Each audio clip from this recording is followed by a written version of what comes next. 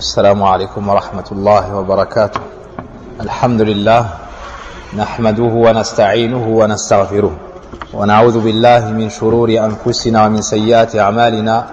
من يهده الله فلا مضل له ومن يضلل فلا هادي له، وأشهد أن لا إله إلا الله وحده لا شريك له، وأشهد أن محمدا عبده ورسوله. يا أيها الذين آمنوا اتقوا الله حق تقاته ولا تموتن إلا وأنتم مسلمون. يا أيها الناس اتقوا ربكم الذي خلقكم من نفس واحدة وخلق منها زوجها وبث منهما رجالا كثيرا ونساء، واتقوا الله الذي تساءلون به والأرحام إن الله كان عليكم رقيبا. يا أيها الذين آمنوا اتقوا الله وقولوا قولا سديدا يصلح لكم أعمالكم ويغفر لكم ذنوبكم، ومن يطع الله ورسوله فقد فاز فوزا عظيما. أما بعد، فإن أصدق الحديث كتاب الله جل وعلا، وخير الهدي هدي محمد صلى الله عليه وسلم، وشر الأمور محدثاتها، وكل محدثة بدعة، وكل بدعة ضلالة، وكل ضلالة في النار. وبعد، فبحمد الله تبارك وتعالى ومحض فضله وإحسانه نرجع إلى دروسنا في مسجدنا، وأسأل الله تبارك وتعالى أن يرزقنا الصدق والإخلاص في القول والعمل، كما أسأل تبارك وتعالى أن يجعل هذه المجالس وهذه الأوقات مباركة علينا. Par la grâce d'Allah subhanahu wa ta'ala, son aide et son assistance, nous revenons à nos cours dans notre mosquée et on demande à Allah subhanahu wa ta'ala de bénir toutes ces assises et tous ces moments qu'on donne pour sa cause, afin qu'il nous accorde une science profitable et des actions pieuses. وموضوعنا قراءة كتاب العلامة محمد بن أبي بكر المعروف بابن قيم الجوزية رحمه الله تعالى، وكتابه الداء والدواء. Quant au sujet, c'est un livre du grand savant Muhammad ibn Abi Bakr, plus connu sous le nom de Ibn Qayyim al-Jawziyya rahimahullah ta'ala, et ce livre a pour titre Ad-Da'u, la maladie, Wad-Dawa, et le remède. La maladie et le remède. Dans la traduction, ils ont écrit péché et guérison. Quant à la traduction adéquate, c'est la maladie et le remède. Donc c'est mieux de l'appeler ainsi. Et nous avions lu de nombreux passages, tous aussi beaux les uns que les autres. Et l'auteur rahimahullah ta'ala a reçu la question d'un homme qui lui dit qu'il est dans un problème. Ce problème, c'est l'addiction à un péché.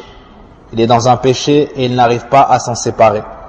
Et à chaque fois qu'il fait les causes pour se repentir et pour le délaisser, il retombe dedans. Et il sait pertinemment que s'il reste dans ce péché, il va causer la perte de son bas monde et de l'au-delà. Alors il s'adresse à ce grand savant, Ibn Qayyim rahimahullah ta'ala, et lui demande de l'aide.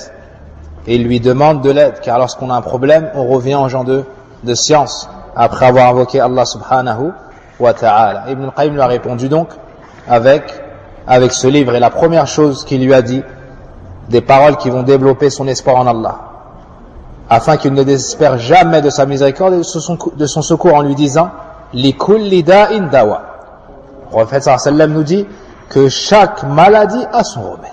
Ça, c'est la première chose à savoir lorsque tu es dans un problème, c'est qu'il y a une solution. Connais cette solution, une partie des gens, ignore cette solution, une partie des gens. Puis il l'a orienté vers ad-du'a et lui a enseigné comment faire ad-du'a et les causes pour que ad-du'a soit accepté et les causes qui font que ad-du'a est rejeté. Puis les moments propices à l'invocation d'Allah subhanahu wa ta'ala. Puis la véracité dans le fait de se diriger vers Allah tabaraka wa ta'ala. Puis il nous a parlé du décret. et du fait que le bien est rattaché aux bonnes actions, tout comme les maux et le malheur sont rattachés aux péchés et aux mauvaises actions. Il nous a mis en garde également contre ce qu'on appelle mughalatatul nafs, le fait que ton âme ne te trompe pas, na'am, avec les faux espoirs, et le fait de dire de toute façon Allah est pardonneur et miséricordieux, et le fait de dire si je n'avais pas si Allah ne m'aimait pas, ou si Allah était en colère contre moi, je n'aurais pas toutes ces richesses, tous ces bienfaits, ces enfants, cette santé, et ainsi de suite. Et il est entré donc dans notre sujet qui est les effets des péchés et de la désobéissance à Allah subhanahu wa ta'ala.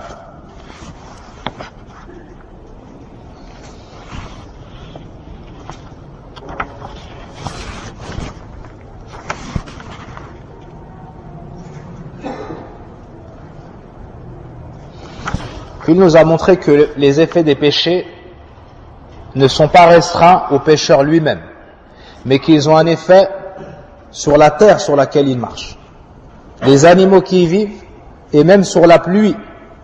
Même sur la pluie. Par ces péchés-là, Allah Azza wa Jal cesse de faire descendre la pluie dans cet endroit. On enlève la baraka à cause des péchés de cette personne-là. Iyadhan billah. Plus encore, les personnes pieuses qui résident dans ces endroits-là où il y a les pécheurs, s'ils ne blâment pas les pécheurs, le mal va s'étendre même sur leur personne. Ces gens-là qui eux sont pieux, adorent Allah Azza wa Jal avec crainte, le mal va les toucher et se répercuter sur ces personnes pieuses. Pourquoi? Parce qu'ils ont vu le mal, ils ont vu le blâmable et ils se sont tués. Donc lorsque la punition d'Allah descend, que le châtiment d'Allah descend, il touche tout le monde. Puis chacun sera ressuscité selon son intention, comme dans le hadith d'Aïcha et dans le hadith de Salama, il nous est dit que puis Allah Azza wa Jal les touchera de sa pitié et de sa miséricorde. On va reprendre au passage dans lequel Abdullah ibn Mas'ud radiallahu anhu, comme le rapporte Imam Ahmed rahimahullah ta'ala, nous cite la parole du prophète alayhi salatu wassalam qui nous avertit contre les péchés qu'on a tendance à minimiser, qu'on voit petits. قال صلى الله عليه وسلم إياكم ومحقرات الذنوب فإنهن يجتمعن على الرجل حتى يهلكنه وإن رسول الله صلى الله عليه وسلم ضرب لهن مثلا كمثل قوم نزلوا إلى أرض فلاء فحضر صنيع القوم فجعل الرجل ينطلق فيجيء بالعود والرجل يجيء بالعود حتى يجتمعوا أو حتى يجمعوا سوادا وأججوا نارا وأنضجوا ما قذفوا فيها. Le prophète sallallahu alayhi wa sallam nous dit: faites attention aux péchés que vous minimisez, car elles se réunissent sur la personne jusqu'à l'anéantir. Et le prophète sallallahu alayhi wa sallam a donné un exemple en parabole. Il nous dit, c'est à l'image d'un groupe de personnes qui ont fait halte dans un endroit. Puis, ils veulent allumer un feu. Alors, l'un d'entre eux va chercher un bout de bois, il le dépose. Puis, l'un d'entre eux va chercher un autre bout de bois, il le dépose. Et au final, ils allument quoi? Ils allument un grand feu. L'image des péchés qui se réunissent sur la personne, c'est à l'image de plein de bouts de bois qu'on a réunis. Voyez-vous le feu que ça donne au final? C'est ça le résultat d'amasser un péché qu'on voit petit, puis un second, puis un troisième, puis un dixième. Ça amène à anéantir la personne. Wal-'iyadhu billah. وفي صحيح البخاري عن أنس بن مالك رضي الله عنه قال إنكم لتعملون أعمالا هي أدق في أعينكم من الشعر. Anas ibn Malik dit aux tabi'in: vous faites des actions au jour d'aujourd'hui que vous voyez plus minimes qu'un cheveu. وإن كنا لنعدها على عهد رسول الله صلى الله عليه وسلم من الموبقات. Alors que nous, à l'époque du messager d'Allah, c'est-à-dire les compagnons, à l'époque du prophète sallallahu alayhi wa sallam, nous les considérions comme des péchés qui causent l'anéantissement de la personne. Al-mubiqat, c'est le muhlikat. Au jour d'aujourd'hui, certaines personnes, par exemple, disent des mensonges. Al-kadhib, c'est une kabira min kaba'ir al-dhunub. Naam. Il dit c'est un petit mensonge, c'est rien, c'est pour ceci, c'est pour cela. Il considère cela comme étant minime. Chez Sahaba, al-kadhib, c'est min al-mubiqat. Al-mubiqat, ça signifie al-muhlikat, celles qui anéantissent, celles qui détruisent la personne, qui anéantissent la personne. Naam. Ou bien la tricherie, ou bien la trahison, ou bien al-riba, ou bien le fait de parler sur un frère, sur l'honneur d'un frère, ou d'une femme, ou d'un homme. Au jour d'aujourd'hui, certains considèrent ça comme des petites choses. Au temps des Sahaba, ça c'était al-mubiqat. Ça c'était al-mubiqat. Le fait de rater la salat. Naam. Le fait de rater la salat du Fajr et la salat du Isha. Au temps des Sahaba, quand une personne n'était pas vue à ces deux salats-là, on avait peur, on l'a suspecté de faire partie des munafiqin. Al-munafiqin, au sujet duquel Allah dit « Inna al-munafiqina fi darkil asfal minan nar » Les hypocrites seront plus profonds de l'enfer. Chez Sahaba, on le suspectait d'être un munafiq. Et à notre époque, la personne, elle ne voit pas de sa personne, sur elle-même, que c'est un péché grave. Que c'est un péché grave. Donc nous, notre exemple, ça ne doit pas être une personne contemporaine. Pour vraiment prendre un bon niveau et une bonne place chez Allah, il faut que nos exemples ce soient Sahaba. Après le prophète sallallahu alayhi wa sallam. Là, tu pourras voir ton niveau. Là, tu pourras voir ton niveau chez Allah subhanahu wa ta'ala. Amma le fait de te comparer aux gens de la masse, du pays, et te dire, ça va, moi quand même je fais ça, ça va, moi quand même je prie à la mosquée de temps en temps, ça va, moi quand même. Non. On regarde ce que faisait Sahaba radiallahu anhum pour connaître notre place chez Allah subhanahu wa ta'ala. Dans le recueil de Bukhari et Muslim, Abdullah ibn Umar radiallahu anhuma nous dit, le messager d'Allah sallallahu alayhi wa sallam a dit, une femme a été châtiée à cause d'une chatte. Elle l'a enfermée jusqu'à ce que la chatte soit décédée. Pourquoi? Le prophète sallam nous dit, pour cela, Allah l'a fait entrer en enfer. Pour cela, elle est entrée en enfer. Du fait qu'elle l'a emprisonnée, ni elle lui a donné à manger ni à boire, ni elle ne l'a laissé sortir pour qu'elle puisse se débrouiller. Donc, est-ce que, à leur époque, c'était considéré comme une chose grave? Non. Pourtant, Allah subhanahu wa ta'ala s'est mis en colère contre elle et voici la finalité. وفي الحلية لأبي نعيم عن حذيفة أنه قيل له في يوم واحد تركت بنو إسرائيل دينهم.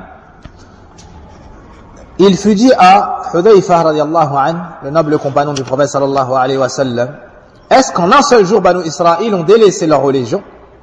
Donc le peuple auquel a été envoyé Moussa alayhi salam. Qala la. Hudayfa a dit non.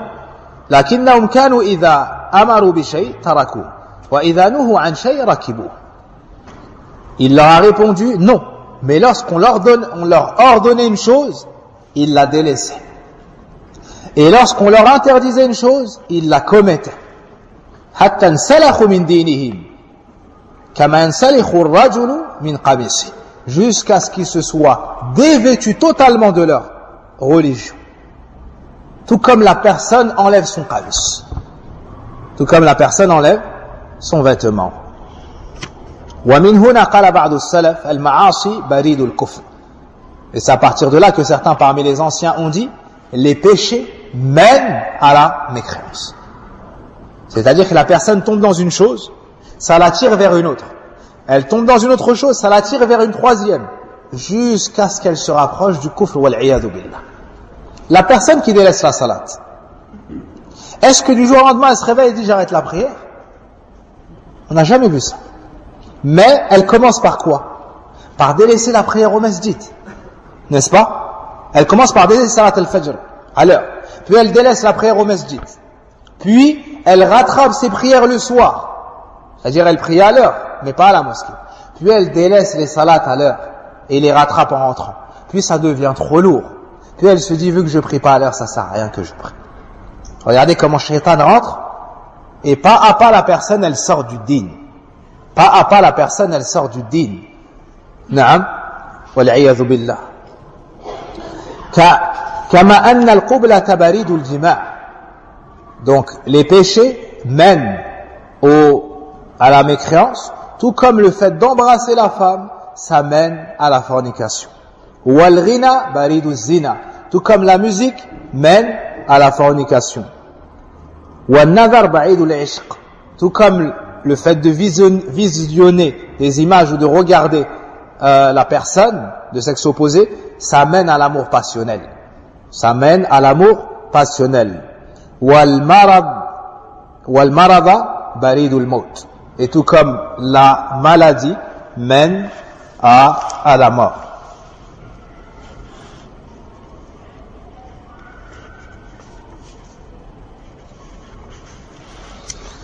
Ensuite, Ibn Qayyim rahimahullah ta'ala nous dit وفي الحلية أيضا عن ابن عباس رضي الله عنه أنه قال يا صاحب الذنب لا تأمن سوء عاقبته ولما يتبع الذنب وما يتبع الذنب أعظم من الذنب إذا عملته وقلة حيائك ممن على اليمين وعلى الشمال وأنت على الذنب أعظم من الذنب وضحكك وأنت لا تدري ما الله صانع بك أعظم من الذنب وفرحك بالذنب إذا ظفرت به أعظم من الذنب وحزنك على الذنب إذا فاتك أعظم من الذنب وخوفك من الريح إذا حركت ستر بابك وأنت على الذنب ولا يضطرب فؤادك من نظر الله إليك أعظم من الذنب ويحك هل تدري ما كان ذنب أيوب فابتلاه الله بالبلاء في جسده وذهاب ماله استغاث به مسكين على ظالم يدروه عنه فلم يعنه ولم ينهى الظالم عن ظلمه فابتلاه الله تعالى. Ensuite, il nous cite une parole d'Ibn Abbas qui dit « Ô toi qui commets le péché, ne te pense pas à l'abri d'une mauvaise fin. Celui qui fait suite au péché est pire que le péché lorsque tu le commets. Ce qui fait suite au péché, ce qui va suivre les effets néfastes du péché, est pire que le péché lorsque tu le commets. Ton manque de pudeur face à ceux qui sont à ta gauche et à ta droite, ni les anges qui notent, lorsque tu commets le péché, est pire que le péché lui-même. Ton rire, alors que tu ne sais pas ce qu'Allah fera de toi, est pire que le péché lui-même. Ta joie de pouvoir accomplir le péché est pire que le péché lui-même. Ta tristesse de ne pouvoir accomplir le péché est pire que le péché lui-même.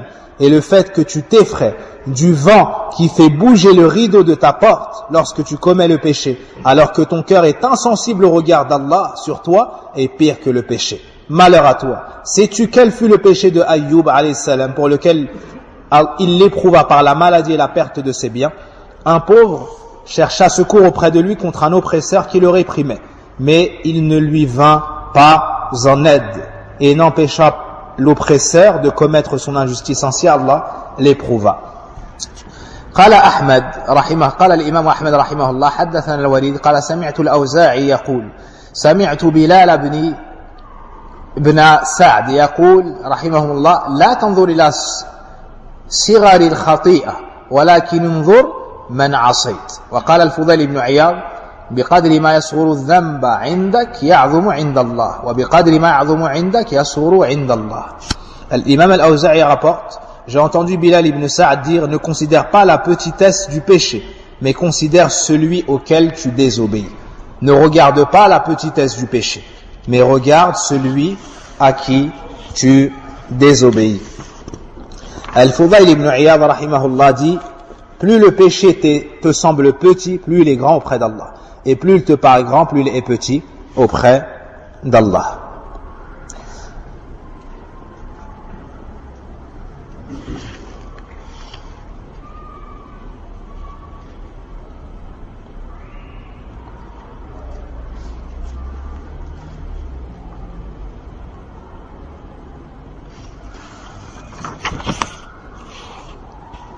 طيب.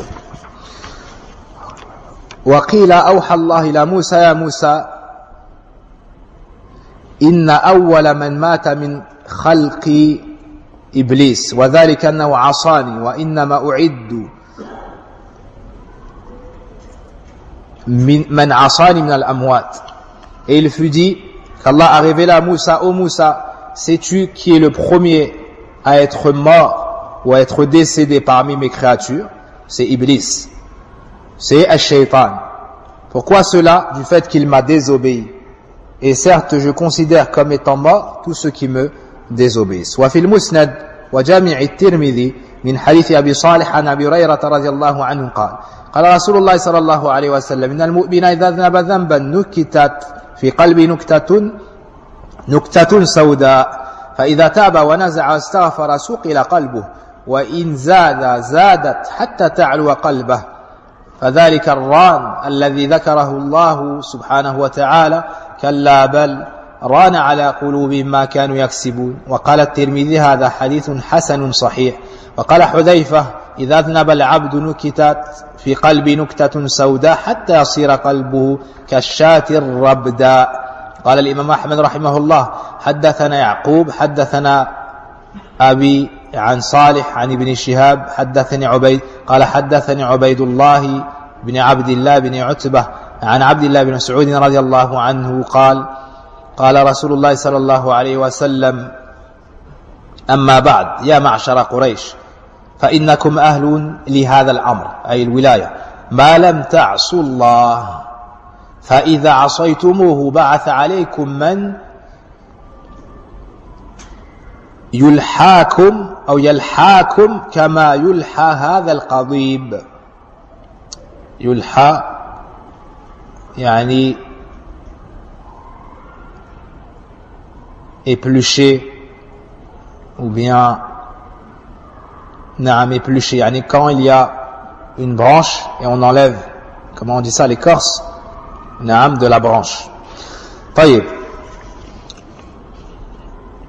On rapporte que Moussa, Abu Hurayra radiallahu anhu rapporte que le messager d'Allah sallallahu alayhi wa sallam a dit lorsque le croyant commet un péché, on inscrit un point noir dans son cœur. S'il se repent, cesse et implore le pardon, son cœur est poli, c'est-à-dire il est nettoyé.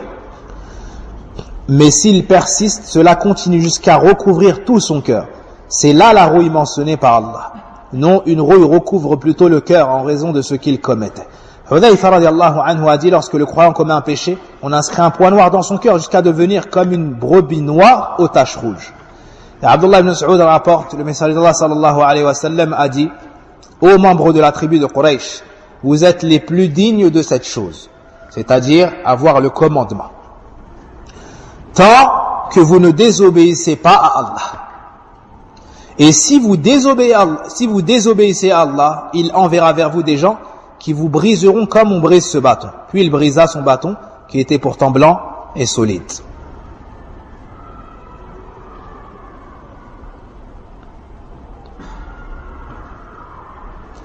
Allahu alam si la traduction est bonne, mais dans l'explication du hadith, naam, c'est plutôt le fait de comment est-ce que j'ai dit?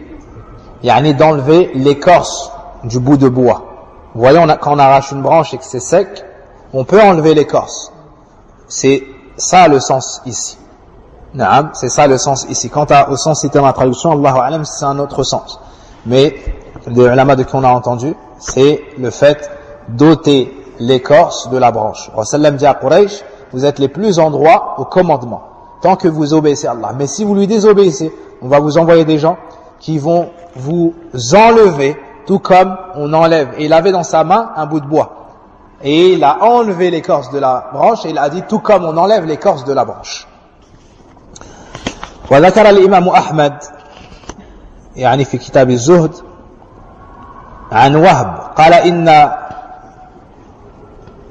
إن الرب عز وجل قال في بعض ما يقول لبني إسرائيل إني إذا أطيعت رضيت وإذا رضيت باركت وليس لبركتي نهاية وإذا عصيت غضبت وإذا غضبت لعنت ولعنتي تبلغ السابع من الولد. Imam Ahmed rahimahullah ta'ala cite dans son livre Az-Zuhd, selon Wahb rahimahullah, que le Seigneur Azza wa Jal a dit à certains de Banu Israël, certes lorsqu'on m'obéit, j'agrée, et lorsque j'agrée, je bénis, et ma bénédiction n'a pas de limite. Et lorsque on me désobéit, je me mets en colère, et lorsque je me mets en colère, je maudis, et ma malédiction atteint le 7e enfant, c'est-à-dire dans la descendance. Ça c'est un athar qui est cité ainsi. ذكر أيضا عن وكيع حدث زكريا عن عامر قال كتبت عائشة إلى معاوية رضي الله عنهما أما بعد فإن العبد إذا عامل بمعصية الله عاد حامد من الناس ذاما. Aïcha écrivait à Muawiyah radiallahu anhuma, si le serviteur désobéit à Allah, celui qui le louait le blâmera. Quand une personne est sur la droiture, elle reçoit les éloges des gens. Et lorsqu'elle délaisse la bonne action et se met à commettre les mauvaises actions, ils se mettent à le critiquer. Et on verra dans les textes prochains que la personne désobéit à Allah en privé, en cachette, et le lendemain elle se réveille avec une humiliation sur le visage. Au point où il pense que les gens ont connaissance de son péché. Allahu Akbar. Au point où il pense que les gens ont connaissance de son péché alors qu'il a désobéi en privé. Alors qu'il a désobéi en privé.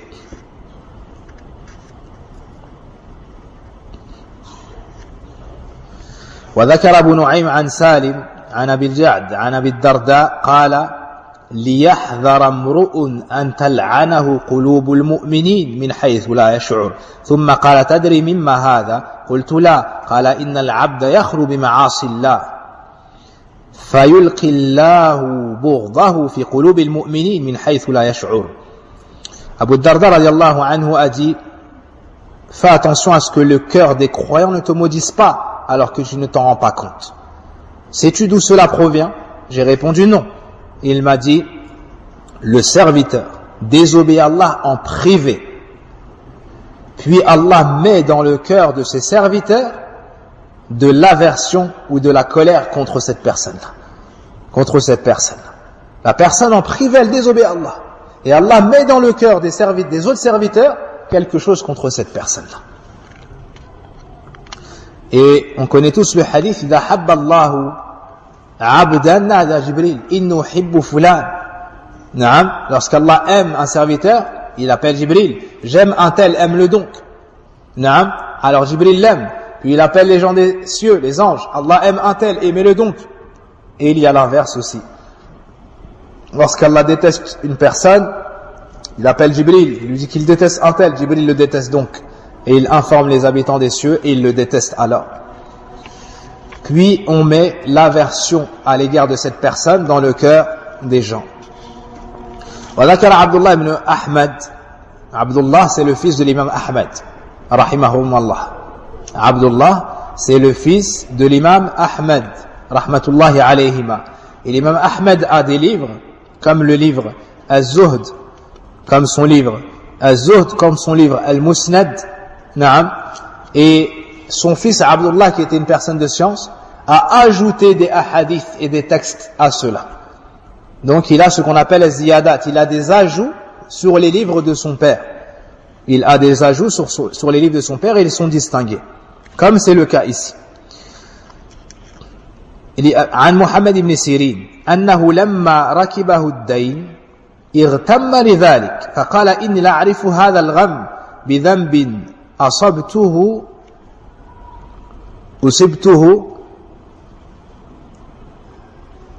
منذ 40 سنة. Le fils de Abdullah, le fils d'Imam Ahmed rahimahumullah, dit que Ibn Sirin, un des grands pieux prédécesseurs, Muhammad ibn Sirin, a dit: lorsque je me suis retrouvé endetté, j'ai été touché d'une grande affliction, d'un grand malheur. Et il a ensuite dit: je sais d'où vient ce problème. Il a été éprouvé. Il a dit: la cause de cela, c'est un péché que j'ai commis il y a 40 ans. Allahu Akbar. Il a dit: la cause de cela, c'est un péché que j'ai commis il y a 40 ans. Al-Cheikh Abd al-Razzaq nous dit, ici il y a un point très subtil qu'il faut prendre en considération. C'est que comme ils avaient très peu de péchés, lorsqu'ils avaient un problème, ils savaient ça venait d'où. Ils revenaient donc à ce péché et se réformaient. Mais celui qui a beaucoup de péchés et qui vit dans les péchés, comment est-ce qu'il pourrait savoir d'où provient son malheur? Pire encore, il est dans un malheur. Mais comme son cœur est malade, il ne sait même pas qu'il est blessé. Et comme on le lira, certes, le mort n'a plus de douleur lorsque tu le blesses. Ça, si tu touches d'un couteau ou d'une épine quelqu'un qui est mort, est-ce que ça va lui faire mal? Donc, toi qui es vivant, ça va te toucher. Toi qui es vivant, ça va te toucher. Donc, d'un péché qu'il a commis depuis 40 ans. Ne peut considérer cela et appliquer cela que celui qui vit cette vie-là. Une vie dans l'obéissance d'Allah Azza wa Jal, une vie proche de la sunna du prophète sallallahu alayhi wa sallam. Une deuxième subtilité à prendre en considération, c'est que lorsqu'il a été éprouvé, vers quoi est-ce qu'il est revenu et qui est-ce qu'il a accusé? Dites-moi, sa propre personne. Subhanallah. Ça, c'est un ilm kabir jiddan. Celui qui a cette science-là, il a une science énorme. C'est que ce pieux prédécesseur a été touché par une épreuve. Et il n'a pas commencé à accuser les autres, à parler sur les autres. Il a commencé par lui-même, en se disant, si j'ai ce problème-là, c'est que j'ai désobéi à Allah Azza wa Jalla. Ibn al-Qayyim nous dit, celui qui se comporte comme ça, le malheur pour lui, ça deviendra un bienfait. Plutôt Ibn Taymiyyah rahimahullah ta'ala. Ibn Taymiyyah dans son livre As-Sabr wa Shukr nous dit, celui qui se comporte comme ça, le malheur, pour lui, c'est un bienfait. Pourquoi? Parce qu'il va revenir vers Allah, il va se repentir, chercher ses fautes, se réformer. Donc ça, c'est le comportement des anciens. C'est qu'ils ont excellé dans les bonnes actions, et malgré ça, ils se voyaient petits. Malgré ça, ils se voyaient pécheurs. Donc dès qu'ils étaient touchés par une épreuve, ils se disaient c'est à cause de ses péchés. Ils se disaient c'est à cause de ses péchés.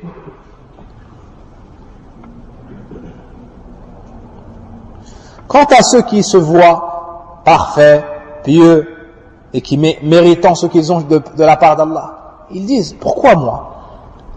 Qu'est-ce que j'ai, la phrase en France, qu'est-ce que j'ai donc fait pour mériter cela? Hein? Qu'est-ce que tu as donc fait? Asayta rabbak. Tu as désobéi à ton Seigneur. Alladhi akramaka wa an'ama wa khalaqak wa razaqak. Celui qui t'a créé, donné, guidé, enseigné, donné ta subsistance. As'Allah yaghfira lana. Comme dit Cheikh Hayatul Mubaraka, wala zakkuna anfusahum. C'était une vie bénie qui était la vie des pieux prédécesseurs, et malgré ça, ils ne faisaient pas leurs propres éloges. وها هنا نكتة دقيقة يغلط فيها الناس في أمر الذنب وهي أنهم لا يرون تأثيره في الحال. Ibn al-Qayyim rahimahullah ta'ala nous dit, il y a un point très subtil sur lequel les gens font une erreur concernant le péché. C'est qu'ils n'en voient pas les conséquences, alors ils ne s'inquiètent pas. Ils ne voient pas l'effet immédiat du péché, alors ils se disent, c'est pas grave. C'est-à-dire, sur le moment, ils ne voient pas l'effet. Alors que les conséquences peuvent tarder et être oubliées. Le châtiment tarde à venir, pour une sagesse qu'Allah sait, et lui, il oublie qu'il a fait ce péché.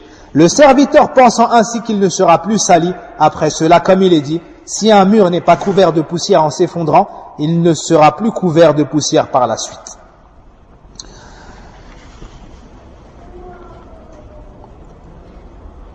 وهي أنهم لا يرون تأثيره في الحال وقد يتأخر تأثيره فينسى وظن العبد أنه لا يغبر بعد ذلك وأن الأمر كما قال القائل إذا لم يغبر حائط في وقوعه فليس له بعد الوقوع غبار. وسبحان الله كم أهلكت هذه النكتة من الخلق وكم أزلت من نعمة وكم جلبت من نقمة وما أكثر المغترين بها من العلماء والفضلاء فضلا عن الجهال ولم يعلم المغتر أن الذنب ينقض ولو بعد حين كما ينقض السم وكما ينقض الجرح المنديل على الغش والدغل. Ibn Qayyim rahimahullah ta'ala nous dit, exempté soit Allah de tout défaut. Combien ont péri à cause de cela, à cause de cette mauvaise façon de comprendre les choses, se dire, vu que j'ai pas eu l'effet du péché ni la punition, c'est que c'est pas grave ou c'est oublié. Combien cela fait disparaître de bienfaits. à cause de cette manière de faire, combien ont perdu les bienfaits d'Allah? Combien cela a-t-il provoqué de châtiment? Combien sont nombreux ceux qui ont été trompés par cela, parmi les savants, parmi les gens de l'élite? Que dire alors des ignorants? Que dire alors des ignorants? Cet homme trompé ne sait pas que le péché détruit, même après un long moment, de la même manière que le poison détruit. وقد ذكر الإمام أحمد عن أبي الدرداء رضي الله عنه: اعبدوا الله كأنكم ترونه وعدوا أنفسكم من الموت واعلموا أن قليلا يغنيكم خير من كثير يلهيكم واعلموا أن البر لا يبلى وأن الإثم لا ينسى. Abu Darda a dit: adorez Allah comme si vous le voyez. Ça c'est darajatu. C'est quel niveau ça? Al-ihsan. Adorez Allah comme si vous le voyez, avec la perfection de l'amour. Considérez-vous parmi les morts. Vis comme si tu allais mourir à chaque instant. Prépare tes provisions. Sache que ce qui est minime et vous suffit est meilleur que ce qui est considérable et vous amène à la transgression. Et d'avoir peu. Avoir la suffisance et être dans le halal, c'est meilleur que d'avoir beaucoup, puis transgresser les limites. Et sachez que le bien ne s'use pas. Les bonnes actions et le bien ne s'use pas, ne disparaît pas. Et que le péché ne s'oublie pas. À un moment, la personne est dans une épreuve, elle fait dua, elle fait toutes les causes, elle dit: je comprends pas, j'ai tout fait mais ça bloque. À ce moment-là, il faut s'asseoir avec sa personne. Et il faut être sincère, il faut être véridique. Et chercher. Peut-être une prière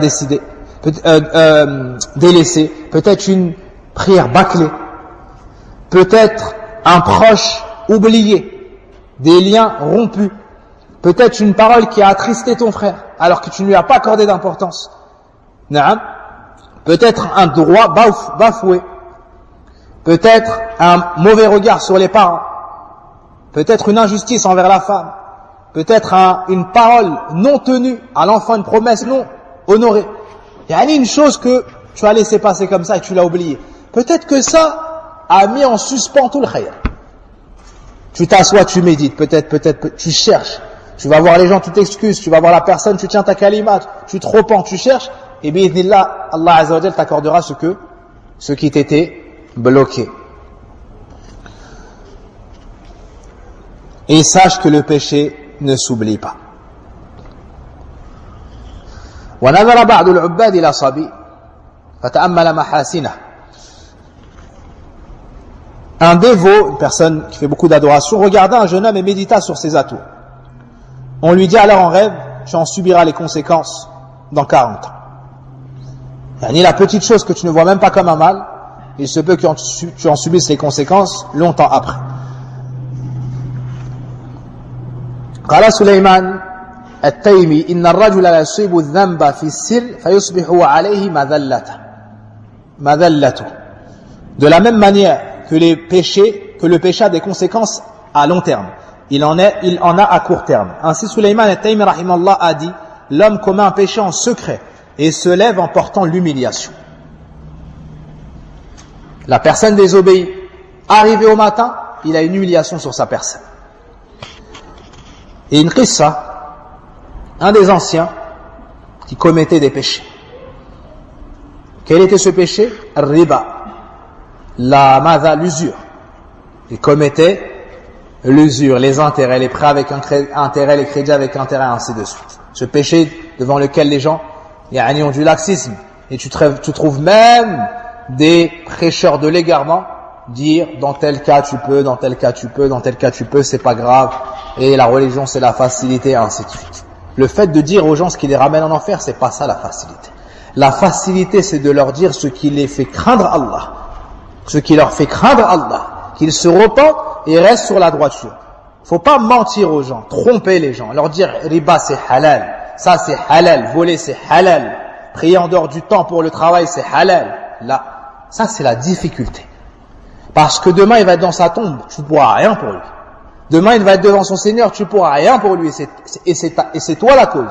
Mais toi tu es responsable. Cet homme est passé près d'un groupe d'enfants. Ce groupe d'enfants a dit: oh voici le vieux pervers, le consommateur de riba, le pécheur, et ils ont cité des péchés. Quand l'homme a entendu ça, ça l'a humilié. Et il a dit, oh mon Seigneur, tu m'as humilié jusqu'à ce que les enfants se moquent de moi quand je passe dans la rue. Il est revenu vers Allah, il s'est repenti, et il adore Allah Azza wa Jalla. Par la suite, cet homme-là, lorsqu'il passait devant ses enfants, il se disait mutuellement, taisez-vous, voici le pieux, le dévot. Tout ça pour dire que, si tu obéis à Allah Azza wa Jalla en secret, Allah va mettre l'amour dans le cœur des gens pour toi. Et si tu lui désobéis en secret, il va mettre l'inimitié dans le cœur des gens à ton égard. Et c'est Allah qui qallab les qulub. C'est Allah qui dirige les cœurs. C'est Allah qui dirige les cœurs. La femme désobéit en privé, puis son mari a de l'aversion envers elle et ne la considère plus. Elle dit, mais comment ça se fait? Alors que je suis bien envers lui, alors que je... Elle ne sait pas, la miskina, que c'est dû à des autres péchés. Et lui, il rentre et elle lui fait des problèmes alors qu'il est innocent de ce qu'elle l'accuse. Et il se dit, mais pourtant je fais ça pour elle, je fais. Mais en vrai, ça n'a rien à voir avec elle. C'est dû à des péchés qu'il a à côté. C'est dû à des péchés qu'il a à côté. Puis il se dispute avec ses parents, puis il se dispute avec un tel et un tel. Et il cherche et il voit qu'il est bien avec sa famille. Mais en réalité, c'est pas ça le problème. C'est dû à des péchés entre lui et Allah tabaraka wa ta'ala. On a donc mis dans le cœur des gens et de ses proches quelque chose à son égard. Et Yahya ibn Mu'ad, rahimahullahu ta'ala, disait, عجبت من ذي عقل يقول في دعائه اللهم لا تشمت بي الأعداء ثم هو يشمت بنفسه كل عدو له قيل وكيف ذلك قال يعصي الله ويشمت به في القيامة كل عدو عفوا. Je m'étonne de l'homme doué de raison qui dit dans son invocation, oh Allah, ne réjouis pas l'ennemi à travers moi. Ça c'est une dua. Oh Allah, fais en sorte que l'ennemi ne trouve pas son contentement sur ma personne. Ton ennemi, il veut quoi? Il veut ta perte, tes problèmes. Ben tu fais dua pour que ton ennemi ne se réjouisse pas de ce qui pourrait t'arriver. Cet homme dit, je m'étonne de la personne qui a toute sa raison. Elle fait cette dua. Oh Allah, ne fait pas en sorte que l'ennemi se réjouisse de ce qui pourrait me toucher. Puis, lui-même fait en sorte que ses ennemis se réjouissent. Vous avez compris? Il demande à Allah de ne pas mettre de faille pour que l'ennemi rentre auprès de lui et se réjouisse de son malheur. Puis il dit de ses propres mains, il donne à l'ennemi de quoi se réjouir de lui. Alors l'homme lui a dit, comment ça? L'homme lui a dit, comment ça? Comment est-ce possible? Il répondit, il désobéit à Allah. Quand tu désobéis à Allah, tu donnes le bâton à ton ennemi pour qu'il puisse te frapper. Naam. Vous savez quelle est la plus grande cause qui fait en sorte que l'injuste réussisse à prendre le dessus sur toi? Est-ce que vous savez c'est quoi la plus grande cause? C'est quand toi tu commences à transgresser. Ibn Taymiyyah a dit, tant que tu es opprimé, tu as le secours d'Allah. Les gens ils n'aiment pas être les faibles, n'est-ce pas? Ils veulent être le fort, même dans le zulm. Ils disent quoi? Moi je suis pas une victime. Vous connaissez cette phrase ou pas? Moi je suis pas une victime. Pour lui, être une victime, c'est subir. C'est pas ça être une victime. La victime, c'est celui que Shaitan a attaché. La victime, c'est celui dont les passions ont attaché. Naam. La victime, c'est celui dont les péchés ont alourdi, il est handicapé, il ne peut plus bouger, il ne peut pas adorer Allah, il ne peut pas faire une bonne action. Ça, lui, c'est une victime. Lui, c'est réellement une victime. Un faible. Il n'arrive pas à se lever, il entend Hayya ala salat, il n'arrive pas à venir. C'est une victime. Amma celui qui est tout fin, tout maigre, et que les gens oppriment, parce qu'il n'a pas de tribu, famille, amis, fort, et il rentre ici, personne ne le connaît, alors personne ne défend lorsqu'il subit. Mais il est connu chez Allah, lui c'est pas une victime. La victime c'est celui qui l'oppresse. Donc tu reçois le secours d'Allah tant que tu n'opprimes pas. Tant que tu n'opprimes pas, tu reçois le secours d'Allah. Dès que tu transgresses, tu donnes à ton ennemi la faille. Tu ouvres à ton ennemi la faille. Et en général, tu commences opprimé. Nous commençons opprimés et on finit injuste. Nous commençons opprimés et on finit injuste. Alors que si on étudie la sira, comme on va reprendre dans 2 semaines, Inch'Allah ta'ala, on verra que le prophète sallam a gardé la place de l'opprimé et jamais il n'est parti dans la transgression. Il faisait dua, il patientait. Ces gens-là qui l'opprimaient au final sont ceux qui ont donné leur vie pour le défendre. Sont ceux qui ont donné leur vie pour le défendre. Et avec le zulm, jamais tu recevras le secours d'Allah tabaraka wa ta'ala. Il faut rester dans les règles. Il faut rester dans les règles. Donc il désobéit à Allah et il réjouit ainsi au jour de la résurrection tous ses ennemis. Parce que Yawm al-Qiyamah c'est en public. Yawm al-Qiyamah c'est en public. Qala dhunnun man khana Allah fi sir hataka Allah sitrahu fil alaniyah. Celui qui trahit Allah en secret, Allah le dévoile en public. Et là les frères, on arrive à un tournant du livre. Depuis le début, Ibn al-Qayyim rahimahullah ta'ala nous parle de quoi et son but c'est quoi? Dites-moi. Naam. Pourquoi est-ce que depuis tout à l'heure, depuis tout ce temps-là, on lit d'Ibn al-Qayyim et c'est quoi le but? C'est quoi? Le but de ce livre, c'est quoi? C'est de nous aider à délaisser les péchés. Ces péchés dans lesquels si nous restons, ça nous causera l'anéantissement et la malédiction. N'est-ce pas? Tout ce qu'il a dit est suffisant. Mais là, on va lire un passage, c'est comme s'il commençait seulement son livre. Il rentre dans ce qu'on appelle le vif du sujet, et il dit وَلِلْمَعَاصِ مِنَ الْآثَارِ الْقَبِيحَةِ الْمَذْمُومَةِ الْمُدِرَّةِ بِالْقَلْبِ وَالْبَدَنِ فِي الدُّنْيَا وَالْآخِرَةِ مَا لَا يَعْلَمُهُ إِلَّا اللَّهُ. Il dit rahimahullah ta'ala, les péchés ont des conséquences immondes, blâmables, néfastes au corps et au cœur et au corps, ici-bas et dans l'au-delà, que seul Allah connaît parmi les conséquences. Puis, il va citer sur des pages et des pages et des pages les effets des péchés, un par un en détail. Un par un en détail. Celui qui lit ça et qui médite ça, il va détester les péchés comme jamais il les a détestés. Et il va tout faire pour sortir de ce qu'Ibn Qayyim rahimahullah ta'ala a cité, insha'Allah ta'ala, et c'est le but pour lequel on lit ce livre. Naam, c'est le but pour lequel on lit ce livre. Et Cheikh Abdel Razak, hafidahullah ta'ala, à ce passage-là, il a fait énormément d'éloges sur Ibn Qayyim rahimahullah ta'ala et sur ce qu'il a écrit ici.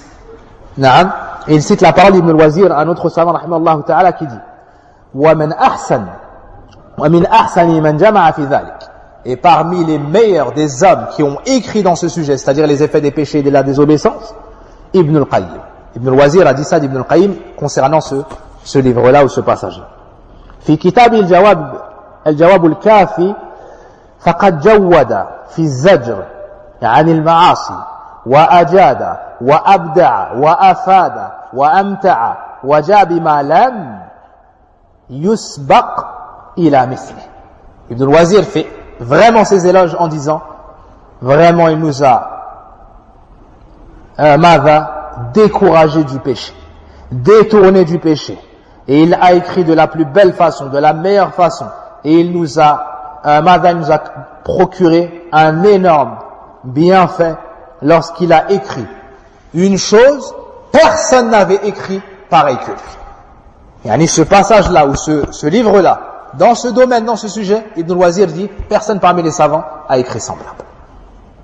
Personne parmi les savants a réuni ce qu'a réuni Ibn Qayyim rahimahullah ta'ala comme effet des péchés de la désobéissance. Donc c'est un passage, c'est de nombreuses pages. Il faut se concentrer. Et on demande, incha'Allah, aux frères, à la fin de chaque cours, de résumer les effets des péchés. Et un frère, incha'Allah, par la suite, il note tout, une sœur, elle note tout, et incha'Allah, on le garde. Et on le propage. Les gens aujourd'hui, ils transmettent des hadiths, qui n'ont ni l'aile droite, ni l'aile gauche. Sans sanad. Une histoire inventée. Ceux qui le reçoivent comme c'est gratuit, ils le propagent au bout de la terre. Le centième qui le reçoit, il lui envoie un message. Il lui dit, Akhi, c'est qui rapporte ce hadith? Il dit, je sais pas, c'est un tel qui me l'a dit. Attends, je vais lui demander. Après le 99e, il dit, attends, je vais demander, attends. Et à la fin, tu vois que c'est un hadith mawdou', c'est un hadith inventé. Naam. Ou bien il raconte une histoire. Un cheikh dit, c'est qui ce cheikh? Il est à quelle époque? C'est quoi son nom? Et ce message-là, il se retrouve chez un tel, chez une telle. Puis, sur Internet, puis sur Facebook, puis, on ne sait même pas ce qu'il shirk. On ne sait même pas d'où elle vient cette histoire. Pourquoi pas prendre des versets du Coran et les propager? Des ahadith, Sahih Bukhari, Sahih Muslim. Naam. Puis des paroles comme celle-ci. Naam. Tu écris. Naam. Tu recopies parmi les effets des péchés. Et t'envoies ça à ceux que t'envoies ça aux musulmans. Parmi les effets des péchés. Et chaque semaine, tu les réunis et tu les envoies. Et tu mets la source. Commençons. فَمِنْهَا حِرْمَانُ الْعِلْمِ. Le premier point qu'il cite, bien qu'en réalité, il en a déjà cité plein. Mais là, il va tout te réunir dans ce passage-là. Premièrement, حِرْمَانُ الْعِلْمِ. La privation de la science. La privation de la science. فَإِنَّ الْعِلْمَ نُورٌ يَقْذِفُهُ اللَّهُ فِي الْقَلْبِ. Car certes, la science est une lumière qu'Allah envoie dans le cœur. وَالْمَعْصِيَةُ تُطْفِئُ ذَلِكَ النُّورِ. Et le péché éteint cette lumière. Le péché éteint cette lumière. Et regardons le verset. ماذا وَجَعَلْنَاهُ نُورًا ماذا أَفَمَنْ كَانَ مَيْتًا فَأَحْيَيْنَاهُ وَجَعَلْنَا لَهُ نُورًا يَمْشِي. N'as-tu pas vu celui qui était mort par les péchés, par le kufr? Nous l'avons fait vivre par l'iman, par l'ilm, par la guidée, et on lui a assigné une lumière avec laquelle il marche entre les gens. Et c'est pas ce verset que je voulais, le verset sur Shura. وَكَذَلِكَ أَوْحَيْنَا إِلَيْكَ رُوحًا مِّنْ أَمْرِنَا مَا كُنْتَ تَدْرِي مَا الْكِتَابُ وَلَا الْإِيمَانُ وَلَكِنْ جَعَلْنَاهُ نُورًا نَهْدِي بِهِ مَن نَّشَاءُ مِنْ عِبَادِنَا وَإِنَّكَ لَتَهْدِي إِلَى صِرَاطٍ مُسْتَقِيمٍ. Donc dans ces versets, on nous montre que l'ilm c'est une lumière. وَلَمَّا جَلَسَ الْإِمَامُ الشَّافِعِي بَيْنَ يَدَيْ مَالِكٍ وَقَرَأَ عَلَيْهِ. L'imam Malik, rahimahullah, c'est le shir de l'imam Shafi'i.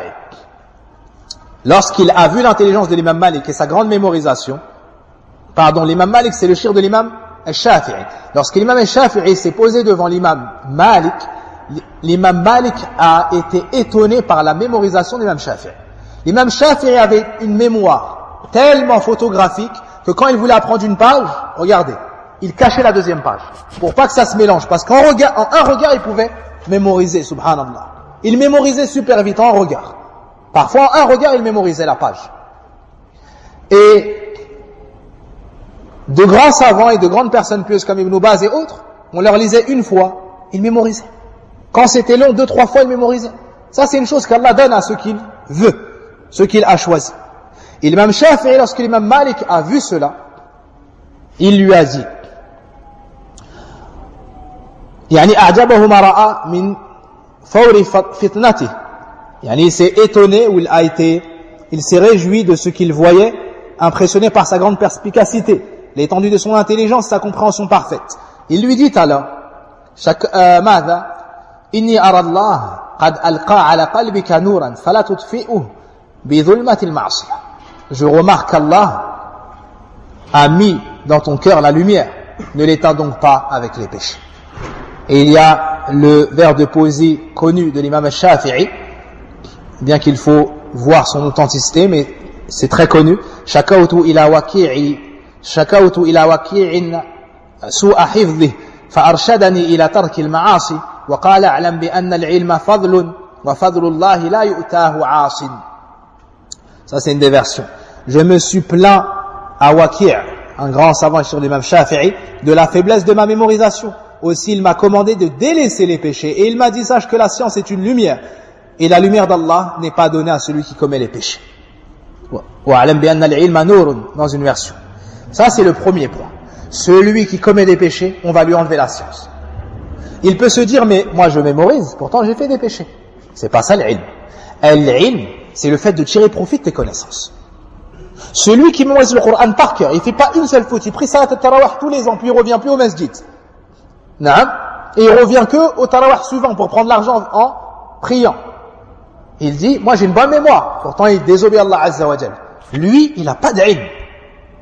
Il n'a pas d'ilm. Ma ya'mal bil Coran, parce que Ahlul Coran, il ne fait pas partie des adeptes du Coran. Ahlul Coran, al-amiluna bih. Les gens du Coran sont ceux qui l'appliquent. Même si la personne est illettrée, elle connaît que Qul huwallahu ahad avec al-Fatiha, elle prie comme ça. Lui, il fait partie des gens du Coran. Et lui, il fait partie des gens du Coran. Deuxièmement, il peut avoir la science, mais on enlève la baraka de sa science. Il n'en tire pas profit. Il n'en tire pas profit. Donc, enlever la science, ça a plusieurs points de vue. Soit il n'arrive pas à mémoriser, soit on lui fait oublier, soit il a les connaissances, mais il n'en tire plus profit, il n'y a plus de baraka. Il n'y a plus de baraka. Comme les personnes de science qui tombent dans le bid'a, qui tombent dans l'innovation. Ces gens-là, ils disaient des choses en public. Par la suite, ces mêmes choses qu'ils disaient en public, ils les combattent. Ils disaient par exemple, celui qui insulte les ulama, il est min ahlul bid'a, c'est un signe de la bid'a. Tu vois ces mêmes gens-là ouvrir des sites, maintenant critiquer les ulama. Ça rentre exactement dans ça. Comme ils ont commis des péchés, on leur a privé al-ilm. On leur a privé du ilm. On les a privés du ilm. Deuxièmement, wa minha hirmanu rizq. La privation de la subsistance et de la richesse et des biens. Donc, le deuxième point, c'est quoi? C'est que commettre des péchés amène la diminution de la baraka dans les biens. Ou la diminution des biens eux-mêmes. C'est-à-dire, soit il voit son argent diminuer, soit il a les mêmes richesses, mais il n'arrive plus à faire la même chose. Est-ce que c'est compris? Dans les deux cas, il est privé du risque. Dans le recueil d'Imam Ahmed rahimahullah ta'ala, certes le serviteur se voit privé de la subsistance suite à un péché qu'il a commis. Suite à un péché qu'il a commis.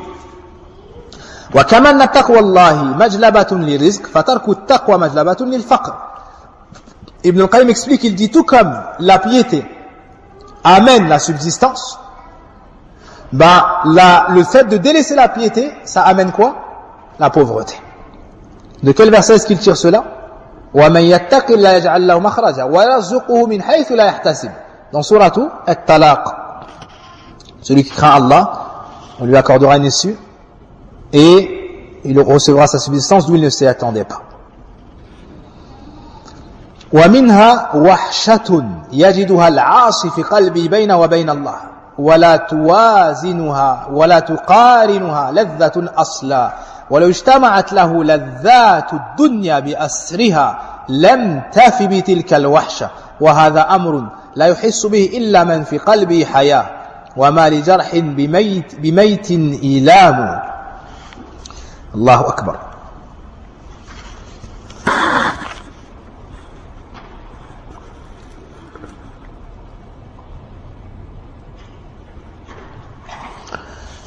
Le troisième point, la solitude que le pécheur éprouve en son cœur vis-à-vis d'Allah.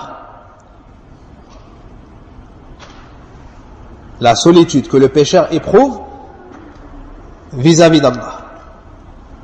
Il est vidé du khayr. Il sent un clivage entre lui et Allah subhanahu wa ta'ala. Il y a une distance entre lui et Allah tabaraka wa ta'ala. Il n'est plus proche d'Allah. Naam. Alors que celui qui est pieux, subhanallah, il est tout seul chez lui et il se sent en meilleure compagnie. Il se lève la nuit vu de personne. Il prie et il a la meilleure compagnie. Son cœur est vivant. Il se sent proche d'Allah tabaraka wa ta'ala. Quand il lui demande, Allah lui répond. Quand il recherche le secours, Allah le protège, le défend. Ça, c'est une des pires conséquences du péché. Al-wahsha. Se sent mal, le mal-être. Et ressentir une solitude, un clivage entre toi et Allah subhanahu wa ta'ala. Ensuite, Ibn al-Qayyim nous dit, et cette solitude ne vaut aucun plaisir. Et même si on réunissait tous les plaisirs, il ne vaudrait pas cette douleur et cette solitude qu'éprouve le serviteur. Vous avez compris? Suite au péché, il se retrouve dans un état de mal-être tel, et une solitude et un clivage entre lui et Allah tel, que si tu lui réunis tous les plaisirs de son bas monde, il restera encore dans l'amertume. Subhanallah. L'enfant, lorsqu'il se fait mal, même il se casse la jambe. Tu lui donnes un truc de dunya, ça le calme. Ça, là. Le temps que la douleur, elle revienne. Tu lui donnes une sucette, tu lui donnes de l'argent, tu lui donnes. Ça. La femme, tu lui donnes une fleur. L'homme, tu lui donnes de l'argent. Ça va, détourner quelque peu son attention et ça va alléger quelque peu la douleur, n'est-ce pas? Cette wahsha là, Ibn al-Qayyim nous dit, si tu réunis toutes les causes qui amènent les plaisirs de dunya sur cette personne-là, ça ne va pas suffire à enlever ce mal-être-là. Allahu Akbar. Ça ne va pas suffire à enlever ce malheur-là. Par moment, la personne est dans un malheur, elle se dit, quoi que je fasse, je sais que ça ne va pas partir. Parce qu'il ne connaît pas Allah. Tu la conseilles, elle dit, je me connais, mais. Allah enlève, tôt ou tard. Mais cette chose-là, l'éloignement d'avec Allah, combler ce manque, c'est impossible. Parce que de toute chose, tu peux trouver un remplaçant. De toute chose, tu peux trouver un remplaçant. Naam. La chose qu'on pourrait dire que c'est irremplaçable, c'est qui? La personne. La mère. Si on dirait une personne, si on avait dit une personne, on aurait dit la mère. Ben même la mère, elle ne reste pas. Ça, là. Même la mère, elle ne reste pas. Wallahu alimun hakim. Pourtant Allah est sage et savant. Et l'enfant est pris en charge par son père, par sa grand-mère, par. Mais Allah subhanahu wa ta'ala, si tu perds Allah tabaraka wa ta'ala, rien, ni personne pourra venir combler ce manque-là. Tu auras perdu toute ta dunya et tout ton au-delà, wal iyadu billah. Donc Ibn al-Qayyim dit, si on réunit tous les plaisirs,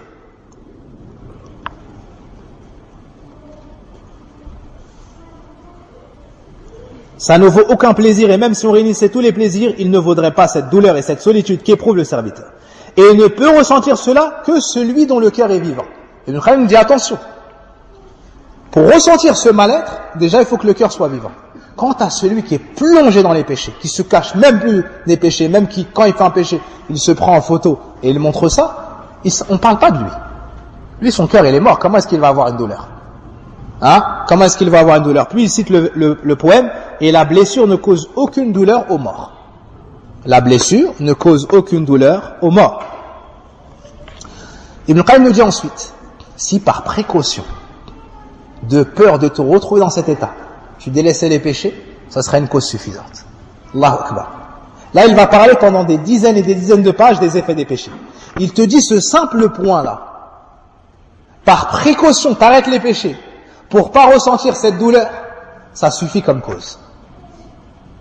Subhanallah. Ibn Qayyim kana nasihan, vraiment, c'est un bon conseiller. Subhanallah.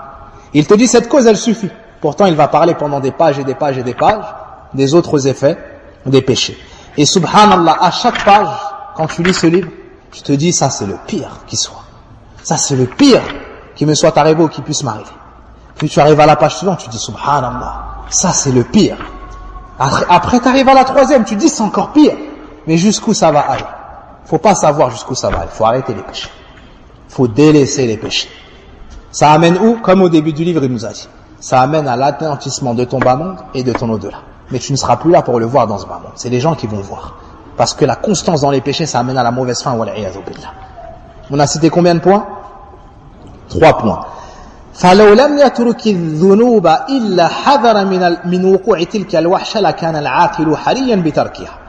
Si la cause qui te pousse à délaisser les péchés était la précaution pour ne pas tomber dans cet état-là, ben celui qui est doué de raison, ça lui serait suffisant. وَشَكَ رَجُلٍ إِلَى بَعْضِ الْعَارِفِينَ وَحْشَةً يَجِدُهَا فِي نَفْسِهِ فَقَالَ. Et un homme se plaint à un sage de cette solitude qu'il éprouva, et il lui dit, écoutez, c'est une belle parole. إِذَا كُنْتَ قَدْ أَوْحَشَتْكَ الذُّنُوبُ فَدَعْهَا إِذَا شِئْتَ وَاسْتَأْنِسِ. Si les péchés t'ont provoqué cette grande solitude, délaisse-les donc si tu veux et retrouve ton bien-être. Naam, et retrouve ton bien-être. En gros, tu te plains, tu dis que je me sens mal, je ressens cette solitude entre moi et Allah. Il lui dit, c'est les péchés qui sont mis dans cet état-là. Tu veux enlever ça, tu veux te sentir bien et proche d'Allah, arrête de faire des péchés et retourne auprès d'Allah. Retourne auprès de la bonne compagnie. وَلَيْسَ عَلَى الْقَلْبِ أَمَرَّ مِنْ وَحْشَةِ الذَّنْبِ عَلَى الْمُذْنِبِ فَاللَّهُ الْمُسْتَعَانُ. Ibn al-Qayyim rahimahullah ta'ala nous dit, Et il n'y a pas plus amer pour le cœur que la solitude du péché en conséquence d'un péché. Puis il dit que celui qui nous vienne en aide soit Allah. Allahul Musta'an. Comme il a dit, Allahul Musta'an. Rahimahullah. Rahimahullah. وَلَيْسَ عَلَى الْقَلْبِ أَمَرَّ مِنْ وَحْشَةِ الذَّنْبِ عَلَى الْمُذْنِبِ. Et il n'y a pas plus amer sur le cœur que la solitude que ressent le pécheur. Naam. Le quatrième point. Al-wahshatu allati tahsulu baynahu wa bayna an-nas. C'était quoi le troisième point? Entre qui et qui? Avec Allah. Là, c'est entre toi et les créatures d'Allah. La siyama al-khayr minhum. Particulièrement entre toi et les gens du bien. Particulièrement entre toi et les gens du bien.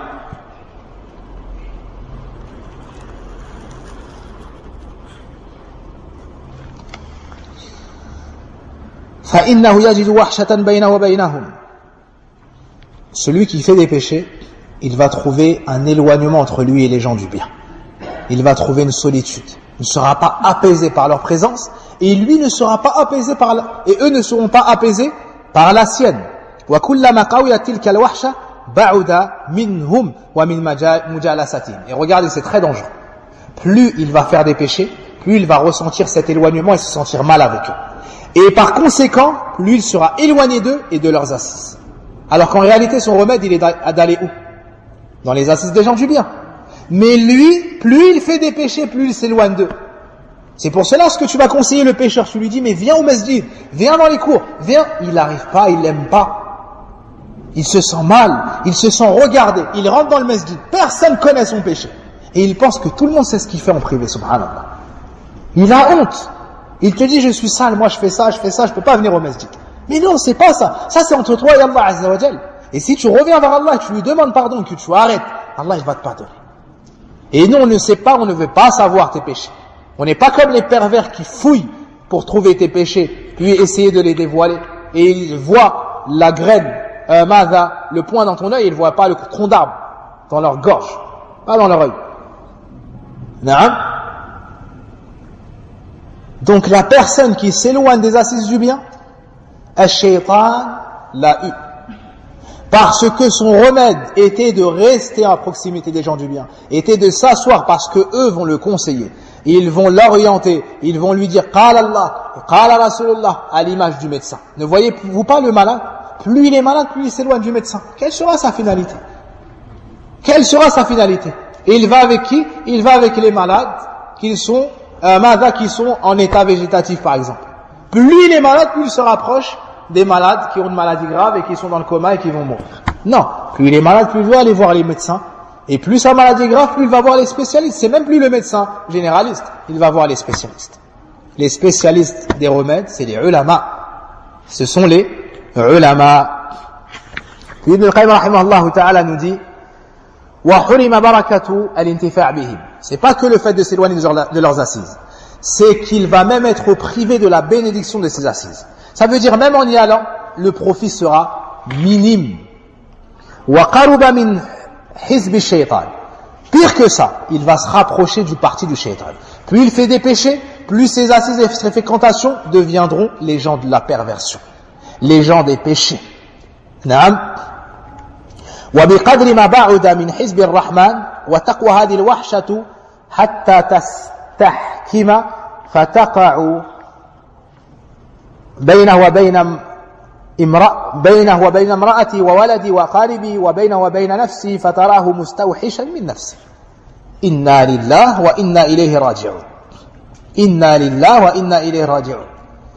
Ibn al-Qayyim rahimahullah ta'ala nous dit, plus cette solitude s'intensifie, plus il s'éloigne d'eux et de leur présence, des gens du bien, des gens de la piété, des gens de science.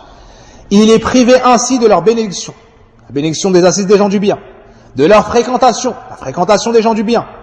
Et plus il se rapprochera du parti de Satan, plus il se rapprochera des assises du haram, et plus son éloignement, plus il s'éloignera des adeptes du parti du tout miséricordieux, plus il se rapprochera des adeptes du parti du shaitan. C'est indissociable. Cette solitude, écoutez, ça fait partie des paroles qu'on doit noter et propager. Cette solitude s'intensifie. Solitude entre qui et qui? Entre l'homme et les personnes du bien. Cette solitude s'intensifie jusqu'à s'ancrer, de sorte à ce qu'il ressente cette solitude au sein de son foyer, entre lui et son épouse, entre lui et ses enfants, entre lui et ses proches et sa famille. Écoutez la fin, à un point où il en arrive même à ressentir cette solitude entre lui et sa propre personne, il ne se supporte plus. Allahu Akbar. Tellement il fait des péchés, il ne supporte plus sa propre personne. Allahu Akbar. Et قال أحد السلف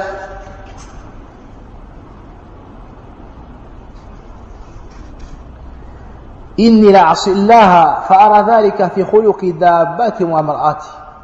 Un des salafs a dit, un des plus prédécesseurs a dit, je désobéis à Allah et je vois l'effet de cela sur ma propre épouse et ma monture. Il dit, je fais des péchés et lorsque je reprends mon cheval, il est moins docile, il obéit moins. Et je fais des péchés et quand je rentre, mon épouse est moins bien avec moi. Ça fait partie des effets de quoi ça? Des effets des péchés. La wahsha entre toi et les gens de bien. La wahsha entre toi et les proches. Et ce qu'il a cité comme exemple, c'est très révélateur. Parce que ces gens-là sont ceux qui t'aiment le plus. Ceux qui se fatiguent le plus pour toi et ceux qui connaissent le plus tes défauts et ceux qui te supportent le plus. Malgré ça, une fois arrivé dans le péché, là ça met une dissension et ça met des troubles. Wallahu al-musta'an. Ensuite, ومنها تعسير أموره عليه فلا يتوجه لأمر إلا ويجده مغلقا دونه أو متعسرا عليه. C'est combienième point? Le 5e point. Notez les difficultés dans tout ce qu'il entreprend. Il trouve bloqué tout ce qu'il essaye de faire et d'ouvrir. Il trouve de la difficulté dans tout ce qu'il essaye d'entreprendre. Tout ce qu'il fait ne réussit pas. Tout ce qu'il entreprend, il trouve les portes fermées. Ou cela lui est rendu difficile. Ça c'est le combienième point? Le 5e.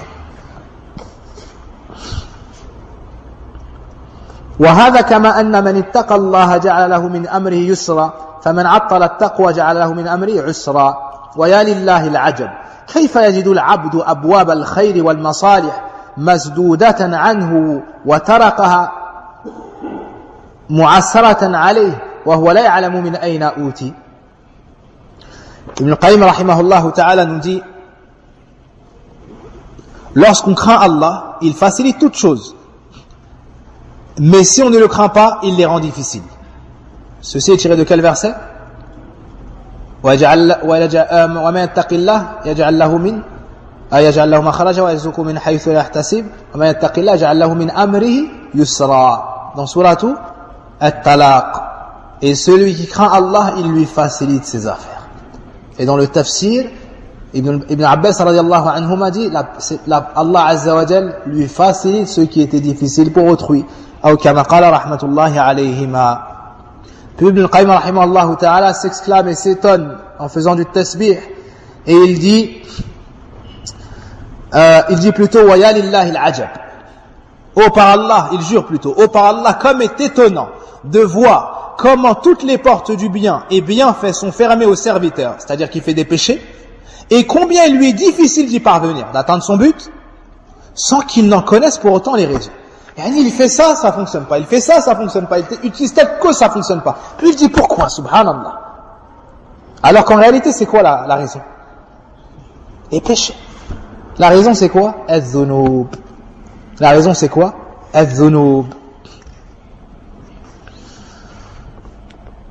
Sixièmement, wa minha dhulmatun yajiduha fi qalbihi haqiqatan. Sixièmement, des ténèbres qu'il ressent dans son cœur réellement. Une noirceur des ténèbres, précisément, qu'il ressent réellement dans son cœur et qu'il perçoit comme une nuit obscure. ويحسها بها كما يحس بظلمة الليل البهيم إذا أدلهم. Ibn al-Qayyim dit, il ressent cette obscurité réellement. C'est pas une image, réellement. Tout comme la nuit, tu vois l'obscurité, tout comme la nuit, l'obscurité recouvre sa vue. Puis il explique et dit,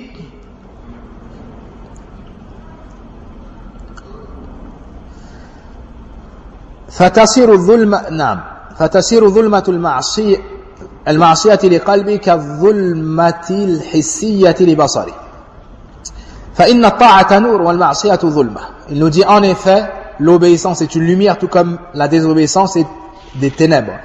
Et un ténèbre, ça se dit comme ça, c'est les ténèbres. وكلما قويت الظلمة ازدادت حيرته حتى يقع في البدع والضلالات والأمور المهلكة وهو لا يشعر كأعمى خرج في ظلمة الليل يمشي وحده وتقوى هذه الظلمة حتى تظهر في العين ثم تقوى حتى تعلو الوجه وتصير سوادا فيه يراه كل أحد. L'obéissance à Allah est une lumière et la désobéissance ténèbres. Et plus ces ténèbres s'épaississent, plus le désarroi du serviteur augmente jusqu'à tomber dans les innovations, les égarements et les actes menant à la perdition, sans qu'il ne s'en rende compte. Ça, c'est encore pire. Ça veut dire qu'il s'égare petit à petit, il sort de la sunna. Puis, il sort d'abord de la droiture, puis il sort de la sunna jusqu'à devenir un mubtadi'. Il tombe dans la bid'a, il tombe dans les égarements. Naam, il ne s'en rend pas compte. Il est comme l'aveugle qui sort seul dans la nuit noire, sans personne pour le guider. Vous imaginez? De sortir dans la nuit quand tu es clairvoyant, c'est difficile de s'orienter. Là, il est aveugle, il ne voit pas. Il est donc dépendant d'une tierce personne pour lui montrer son chemin, n'est-ce pas?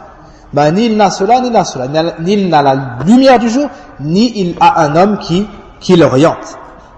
Ces ténèbres s'intensifient jusqu'à paraître dans son regard. Puis il s'intensifie jusqu'à recouvrir tout son visage et devenir une noirceur que tout le monde peut voir sur lui.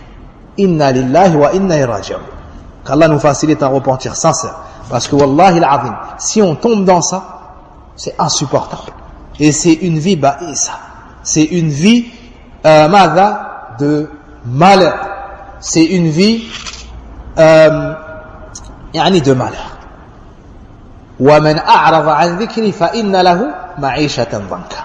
Comme Allah dit dans le surat Taha, et celui qui s'éloigne qui se détourne de mon rappel, aura à vivre une vie remplie de gêne, une vie de malheur. Et au début de la sourate, Taha, ma anzalna alayka al-Qur'ana litashqa. Taha, nous n'avons pas révélé le Coran pour que tu sois malheureux. Les savants disent, hey, litas'ad. Le Coran a été révélé pour que tu sois heureux. Donc celui qui s'éloigne du Coran, comme dans le verset, il aura à vivre une vie pleine de gêne, une vie de malheur, une vie dans les soucis, dans les problèmes. Wal'iyadhu billah. Allah al-Musta'an. Ensuite, une des paroles les plus profitables, mais des plus effrayantes aussi. قال عبد الله بن عباس رضي الله عنهما إن للحسنة ضياء في الوجه ونورا في القلب وسعة في الرزق وقوة في البدن ومحبة في قلوب الخلق وإن للسيئة سوادا في الوجه وظلمة في القلب ووهنا في البدن ونقصا في الرزق وبغضة في قلوب الخلق. Étant ignorant d'une règle de grammaire, jadis j'avais mémorisé cette parole en faisant une erreur dans ismu inna al-mu'akhkhar, et je disais inna lil hasanati diya'un fil wajh, et ça c'était une ignorance évidente de ma part, fa astaghfirullah. Donc inna lil hasanati diya'an fil wajh, comme le prophète sallallahu alayhi wa sallam a dit inna minan nasi nasan. Naam.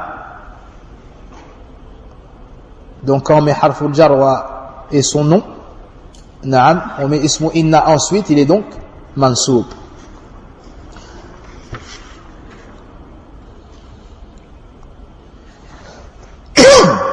Ibn Abbas nous dit une parole qui développe l'espoir de ceux qui font le bien et qui met en garde ceux qui font le mal devant les péchés. Il dit, radiyallahu anhuma, la bonne action est une lueur sur le visage. La bonne action est une lueur sur le visage. Une lumière dans le cœur. Un élargissement des richesses. Une force dans le corps. Un amour dans le cœur des hommes. C'est-à-dire que les gens vont t'aimer. Ça, c'est pour le côté des hasanat. Puis il dit, la mauvaise action est une noirceur dans le visage. Des ténèbres dans le cœur.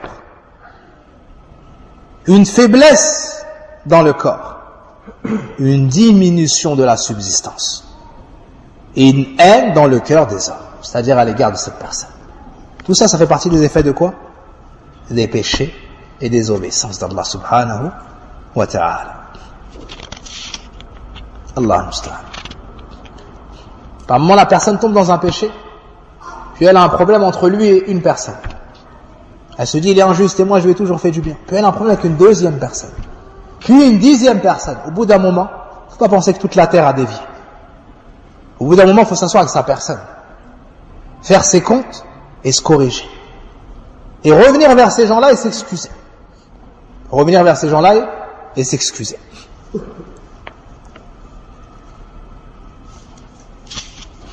Où il commet des péchés, en public, il dit ensuite les gens ils parlent sur moi. Pourquoi ils parlent? Pourquoi kada? Pourquoi kada? Et il s'en prend à un tel et un tel et un tel et un tel. À un point tel que, et c'est déjà arrivé, qu'il entend la khutbah et il dit parle sur moi. A'oudhu billah. C'est même pas ce que tu fais de ta vie. On fait la khutbah, des fois on choisit le sujet de la khutbah pour nous-mêmes, parce qu'on a des problèmes, pour nous soigner nous-mêmes. Et l'homme, l'humain a des problèmes, donc ça va lui être profitable. Et lui, tellement il est dans son péché, et il s'est réveillé avec l'humiliation du péché, il pense que tout le monde regarde son péché. Non, le remède, c'est pas t'en prendre aux autres, le remède, c'est t'en prendre à ta personne, délaisser le péché. Et ça ira bien entre toi, par la suite, entre toi et les gens.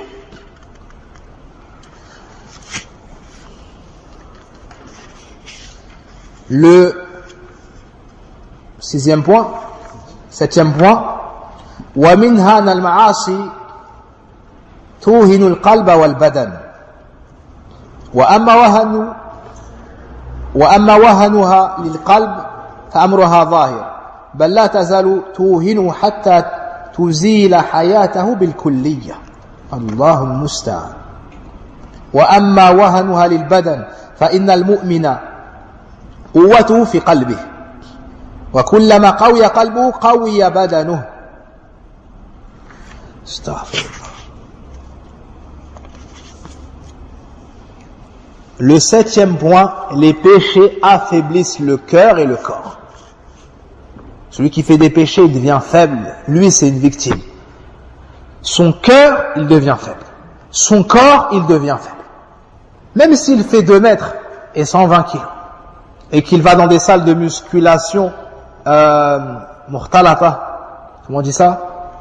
Mixte, et qui se met devant une glace et qui lève sa main droite et sa main gauche, son pied droit et son pied gauche. A'udhu billah. Yani jusqu'où inna lillahi wa inna raji'un. Comment t'as ton aql, toute ta raison, tu rentres dans une salle mukhtalata, tu te mets devant des hommes et devant des femmes et tu mets des vêtements serrés comme si tu étais un nouveau-né et tu te mets devant une glace et tu prends du fer et tu le lèves et tu regardes ton corps. T'es malade. Wallahi, t'es malade.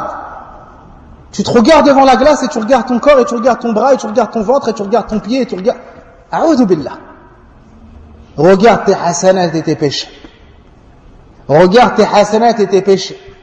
Et je te garantis par la garantie du prophète alayhi salatu wassalam que rien ne se perdra de ton corps. Car le prophète sallam a dit ihfadillah, c'est quoi la suite? Yahfadk. Yahfadk dans ton din seulement? Non. Fi badanik, fi rizqik, fi ahlik, fi durriyatik, fi malik, fi badanik, fi kulli shay. Yahfadillah, yahfadk. Donc délaisse la salle wa aqbil ala Allah. Délaisse la salle qui est décrite comme je vous l'ai décrite. Quand tu as en dehors de ça, le sport, c'est pas interdit. Même tu fais de la musculation, c'est pas interdit. Là, je fais référence à cette situation précise par laquelle a été éprouvée certaines personnes. Naam, je ne les ai pas vues parce que, alhamdoulilah, on rentre pas dans ces endroits-là. Mais vu qu'on nous pose la question, c'est que ça a lieu. Vu qu'on nous pose la question, c'est que ça a lieu et ça fait même des problèmes chez les gens. Ça fait même des problèmes chez les gens. Allah al-musta'an.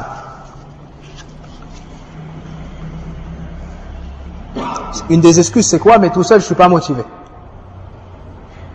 Tout seul, je suis pas motivé. Donc, tu es prêt à rentrer finna pour le groupe? Regardez la faïda. Dans le Coran, dans Surah Zukhruf, Allah Azza wa Jalla nous montre que d'être en groupe en enfer, ça leur servira à rien. Vous savez pourquoi Allah Azza wa Jalla nous dit ça? Hein? Ça leur servira à rien d'être groupés en enfer, d'être en nombre, en groupe, en communauté. Ibn al-Asami, rahimahullah ta'ala, dit pourquoi? Parce que quand tu es dans un problème mais tu es en groupe, ça passe mieux, tu supportes mieux. N'est-ce pas? Si tu tombes en panne, imagine, tu tombes en panne, tu es tout seul. Tu imagines la galère? Tu es tout seul, tu parles à personne, tu n'as pas de batterie, kada. Par contre, tu es avec tes amis, tu es avec tes amis. Vous allez rigoler de ça. Vous allez rigoler de la situation. Naam, ça nous est déjà arrivé, on a rigolé de la situation. Pas dans la minute même, mais un petit peu après. Par contre, si tu es tout seul, c'est une grosse solitude que tu reçois. Jusqu'à ce qu'Allah Azza wa Jalla te facilite un serviteur qui vient t'aider. Jazakumullahu khayran. Ça m'est déjà arrivé plusieurs fois. Allah al-musta'an. Al-hasil ne dit pas, mais quand je suis en groupe, je suis motivé, wakada, parce que ça vaut pas le coup de prendre ces péchés-là. Ça ne vaut pas la peine de se sculpter un corps en apparence, parce qu'en réalité, tu vas tomber dans le 8e point, tu seras faible. Tu seras faible. Naam, tu seras faible, tu vas marcher avec la maman de 70 ans, ou on va dire 60 ans, et elle porte le pack de lait. Allahu Akbar.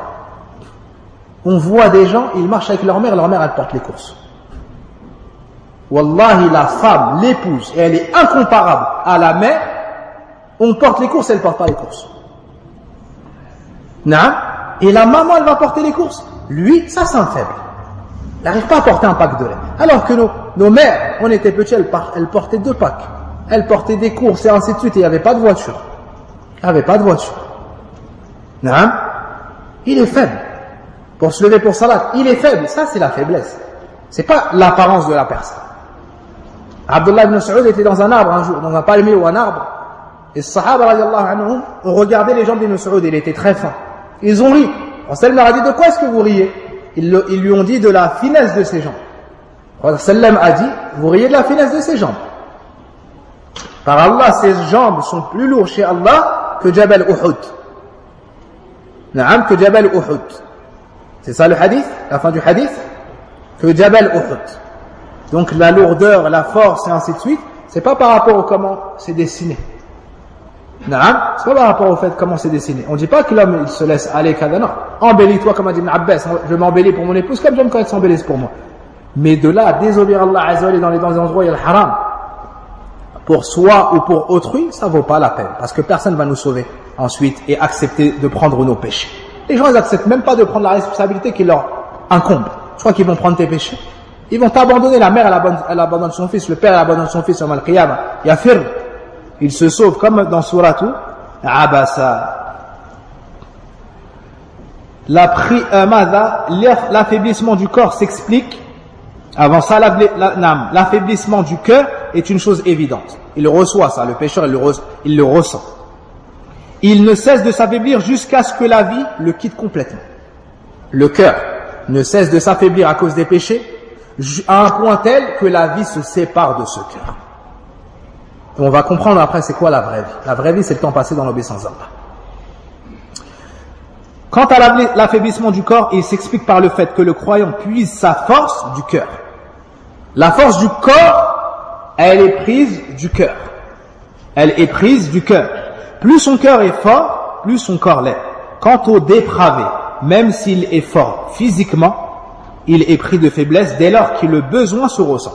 C'est-à-dire au moment où il a le plus besoin de sa force. Quand il entend hayya ala salah, quand il doit sortir l'argent de la zakat, quand il doit marcher pendant le hajj, quand il doit sortir aller faire les courses, quand il doit travailler, quand cette force physique, elle le trahit.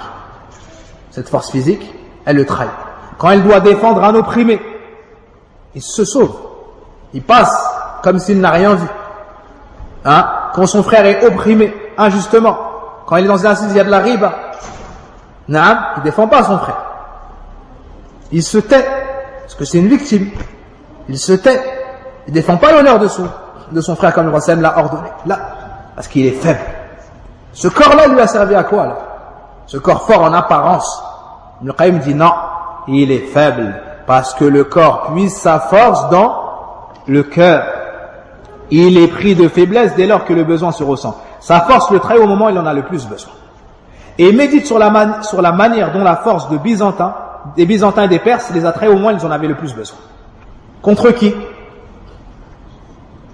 Hein? Les Sahaba, qui sont venus avec quoi? Quelques chameaux, quelques chevaux et autres. Et eux, ils étaient des milliers. Ils étaient des milliers, ils étaient chez eux, ils avaient une force et des gabarits impressionnants. Et des forteresses mais les Sahaba les ont battus avec la force du iman. Ils les ont battus avec la force du iman. Naam, hakada. Regardez, juste le fait de laisser pousser la barbe. Le Rasul a ordonné, laissez pousser vos barbes, taillez vos moustaches. Ça, c'est un ordre du prophète sallallahu. Comment se fait-il que l'homme de 2 mètres, 120 kilos, il n'a pas la force de rien faire? On lui demande même pas de faire. Rien faire. Laisse seulement. Après, tu l'honores, le mada, tu huiles la barbe, ou tu peignes, mais juste laisse pousser la barbe. Il n'a pas la force de laisser pousser la barbe. Al-Cheikh Mohammed Al-Amin Al-Shinqiti rahimahullah ta'ala a dit, parmi eux, vous avez entendu ce qu'a dit Ibn al-Qayyim, Sahaba, ce sont eux qui ont renversé les Byzantins et les Perses, ainsi de suite. C'était les plus grandes puissances mondiales. Et Sahaba là-bas, c'est les gens comme nous on dirait les gens du village. Mecca n'avait aucune considération, yani dans les forces mondiales, aucune part. Entre eux, ils étaient divisés déjà. Puis, ils sont arrivés au summum de la noblesse, des suites des enseignements suivis du prophète alayhi salatu wassalam. Ils ont pris Rome, Al-Furs, et ainsi de suite. Cheikh Mohammed Al-Shinqiti dit au sujet des compagnons, et parmi eux, il n'y en avait aucun qui rasait sa barbe. Vous avez compris? Parmi eux, il n'y en avait pas un qui était rasé. Donc, est-ce qu'on va suivre à notre époque ce qui nous montre que le modèle c'est ça? Ou est-ce qu'on va regarder Sahaba, ce qu'Allah Azza wa Jalla a élevé au plus haut niveau? Allah musta'an.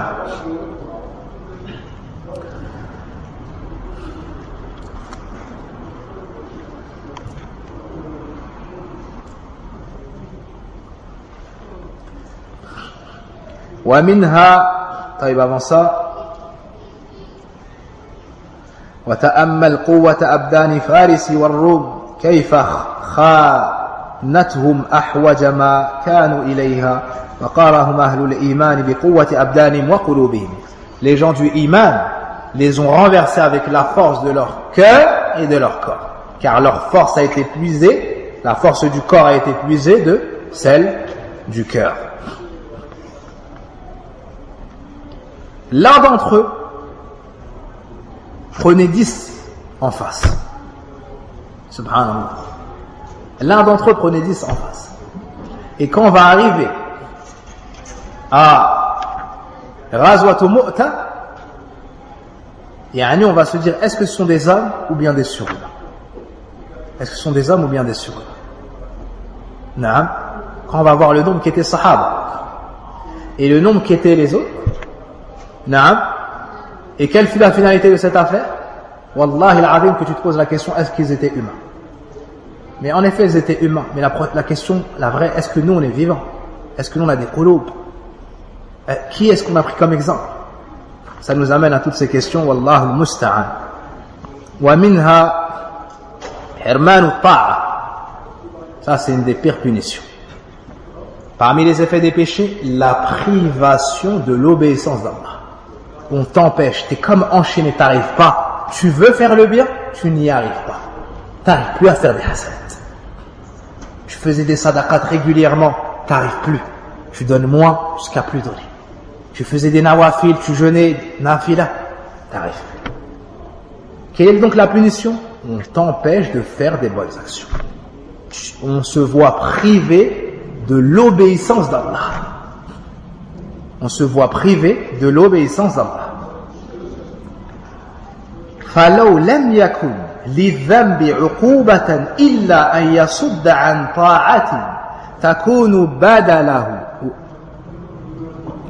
وتقطع طريق طاعة أخرى فينقطع عليه بالذنب طريق ثالثة ثم رابعة وهلم جرا فينقطع عنه بالذنب طاعات كثيرة كل واحدة منها له أو خير له من الدنيا وما عليها وهذا كالرجل أكل أكلة أوجبت له مرضة طويلة منعته من عدة أكلات أطيب منها والله مستعان. Ça, faut le copier et le propager aussi.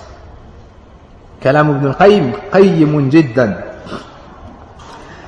Il nous dit, rahimahullah ta'ala, s'il n'y avait comme conséquence au péché que le fait qu'il empêche l'obéissance à Allah, ce serait suffisant. Suffisant pourquoi? Pour s'en repentir, pour délaisser, pour arrêter de se faire du mal. Le péché est un obstacle sur le chemin de l'obéissance. Il obstrue son chemin une première fois, puis une deuxième fois, puis une troisième et ainsi de suite. La suite, vous le notez, vous le propagez. Ainsi le péché empêche d'accomplir beaucoup d'actes d'obéissance, alors qu'un seul acte d'obéissance est meilleur que ce bas monde et tout ce qu'il renferme. Allahu Akbar. Écoutez bien, il dit, tu commets un péché, à cause de ce péché-là, tu te vois privé de plein de bonnes actions, alors qu'une seule de ces bonnes actions était meilleure pour toi que tout ce bas monde et tout ce qu'il renferme. Vous avez compris? Tout ce bas monde et tout ce qu'il renferme, à cause d'un péché, tu l'as pas eu. À cause d'un péché, tu l'as pas eu. T'as manqué de respect à tes parents chez toi, par exemple. En chemin, il y a un pauvre qui est dans le besoin, il a une dette. Et il vit un mal-être, seul Allah le connaît. Tu as de l'argent, il vient, il te demande de l'aide. Sa dette, elle est de 150 €. Tu as les 150 €. Tu veux lui donner, après tu te rappelles une facture, tu lui donnes pas. C'est à cause du péché que tu as fait chez toi, tu n'arrives pas à lui donner les 150 €. En lui donnant ces 150 €, peut-être qu'Allah Azza wa Jal t'aurait regardé avec la pitié. Il t'aurait effacé tes péchés. Il t'aurait donné des millions à la place. Il t'aurait inscrit au paradis. Et il t'aurait un seul effet de cette bonne action était meilleur pour toi que tout ce bâton de ce qu'il a fait. Mais nous, on a choisi quoi? On a choisi le péché. Tu marches dehors, une personne t'attire. Tu dois baisser le regard. On doit baisser le regard. La personne est attirée, alors elle regarde une fois, puis une deuxième fois. Suite à ça, elle ne révise pas le Coran. Elle ne lit pas le Coran. Chacune des lettres du Coran aurait été meilleure pour lui que ce bas monde et tout ce qu'il a fait. Mais on le prive de la lecture du Coran. On le prive de la mémorisation du Coran. On le prive du ilm. À cause de quoi? D'un péché qu'il a commis en chemin. À cause d'un péché qu'il a commis en chemin. Donc, après Ibn al-Qayyim rahimahullah ta'ala nous cite un exemple. Il dit, c'est à l'image d'un homme, le pécheur est à l'image d'un homme, on lui dit, t'es malade, attention, tu dois pas manger tel aliment. Comprenez? Mais lui ne se retient pas. Il mange de cet aliment. À cause de cet aliment-là, sa maladie s'aggrave, et maintenant on lui dit, tu ne peux plus manger de ces 10 aliments, qui était meilleur que l'aliment qu'il n'a pas voulu délaisser. À cause d'un aliment sur lequel il n'a pas voulu patienter, maintenant, il n'a plus le droit de manger plein d'autres qui étaient meilleurs. À cause de quoi au début, si on regarde bien? Un seul aliment. Il n'a pas patienté sur un seul aliment. Non, il n'a pas patienté sur un seul aliment. Il se retrouve dans des gros problèmes. Il se retrouve dans des gros problèmes. Le pécheur est semblable à celui qui a mangé un aliment, provoquant chez lui une longue maladie, l'empêchant de manger nombre de mets bien meilleurs que celui qui l'a rendu malade, qu'Allah nous vienne en aide. Celui qui veut disposer, il peut partir, car le cours est trop long. Je voulais arrêter, mais je n'arrive pas. Car j'ai besoin de me soigner devant la catastrophe qu'on vit, Allah al-Musta'an. Et de partager cela avec vous, on espère que ça nous entraîne dans le bien. ومنها أن المعاصي تخسر العمر وتمحق بركته ولا بد فإن البر كما يزيد في العمر فالفجور يقصر العمر وقد اختلف الناس في هذا الموضع. Et ce dont je parlais après le khutbah et tout à l'heure, c'est ce passage-là. Le fait que ça diminue la vie. Les péchés, ça diminue la vie. La personne qui devait vivre, par exemple, qui était censée vivre, par exemple, 70 ans, elle va vivre 60 ans. C'est un exemple pour comprendre. Quand je dis censé, non pas devant le qadar, Allah sait, mais c'est pour qu'on comprenne. Par exemple, on dit, s'il est bienfaisant vers ses parents, on lui donne 70. S'il ne fait pas le bir, on lui donne 60. C'est un exemple pour bien comprendre. Et si les détracteurs coupent ce passage et le propagent et réfutent, c'est pas grave. On aura expliqué, et on aura même pris les précautions pour repousser cette idée, mais celui qui est mort, c'est quoi la phrase? La blessure ne lui fait aucune douleur. Donc, le 9e point, c'est ça? Le 9e point, les péchés écourtent l'existence. Tu vis moins longtemps. Et en anéantissent inévitablement la bénédiction. Il n'y a pas de baraka dans sa vie. Si quelqu'un fait que du haram, ou beaucoup de haram, il fait beaucoup de mal. Il dort dans le haram, il se réveille dans le haram, il sort pour faire du haram. Il rentre que pour dormir et manger. Puis il ressort pour faire du haram. Ça, c'est dans le cas où il ne fait pas le haram chez lui. Ça, c'est les meilleurs des faux-sacs, ça, c'est ceux qui ne font pas le haram chez eux. Wal'iyadu billah. Ainsi, tout comme la bonté prolonge l'existence, la dépravation l'écourte. En référence au hadith du prophète qui nous dit La yazidu fil umr illa al-bir. Ou plutôt, Man ahabba yunsa lahu fi rizqih ou fi atharih wa yubsata lahu fi rizqih falyasil rahimah. Celui qui aimerait voir son existence allongée et sa subsistance élargie, qu'il lie les liens de parenté. Et rien n'augmente l'existence si ce n'est la bienfaisance. Donc le fait de faire du bien, ça allonge ton existence. Tu veux vivre longtemps? Sois bienfaisant. Tu veux être riche? Sois bienfaisant. Ça c'est le prophète sallallahu alayhi wa sallam qui le dit. Ceci est une vérité et c'est une conséquence des péchés. Ça diminue l'existence. Mais que veut dire ça diminue l'existence? Ibn al-Qayyim nous dit que les savants expliquent ça de trois façons. Il y a trois avis. عفوا فقال الطائفة نقصان عمر العاصي هو ذهاب بركة عمره ومحقها عليه وهذا حق وهو بعد تأثير المعاصي. Le premier sens noté, c'est ça va là on dit la diminution de son existence due au péché et dans le fait qu'on enlève la bénédiction de sa vie. On enlève la bénédiction de son existence et on la fait disparaître. Ibn Qayyim dit ce sens-là, il est bon, il est juste. Et c'est une partie en réalité des effets des péchés. En réalité, c'est une partie des effets des péchés. Qala Ta'ifa, un deuxième groupe a expliqué en disant Bel tanqusu haqiqatan. Le deuxième groupe a dit non, mais plutôt son existence diminue réellement. Comme l'exemple que j'ai cité, au lieu de 70, 60, au lieu de 50, 40. Ça diminue réellement. Car les gens du premier groupe ont dit 70 c'est 70. Mais dans ces 70, il a fait peu de bien. Vous comprenez? Beaucoup de mal et peu de bien. Les autres disent non. Au lieu de 70, 60. Mafhoum? Kama tanqusu rizq. Ils disent tout comme la subsistance, elle diminue pour de vrai. Son existence diminue pour de vrai. فَيَجْعَلُهَا اللَّهُ سُبْحَانَهُ لِلْبَرَكَةِ فِي الرِّزْقِ أَسْبَابًا فجعل الله سبحانه للبركة في الرزق أسبابا كثيرة تكثره وتزيده. Puis Ibn Qayyim rahimahullah ta'ala nous dit Allah a mis des causes pour qu'il ait la bénédiction dans les richesses des gens afin que ça l'augmente et ça le multiplie Et de la même façon pour l'existence. Il y a des causes qui amènent la baraka et la longévité. Donc la subsistance, c'est déterminé, tout comme l'existence est déterminée. Tout comme le bonheur et le malheur. Tout comme la santé et la maladie, la richesse et la pauvreté.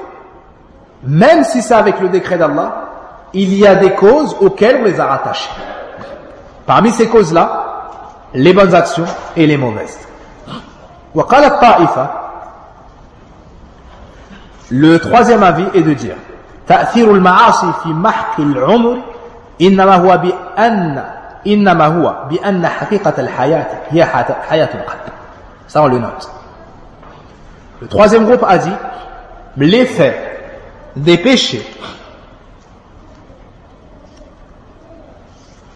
et les conséquences du péché dans l'anéantissement de l'existence désignent le fait que la vie réelle, c'est la vie du cœur.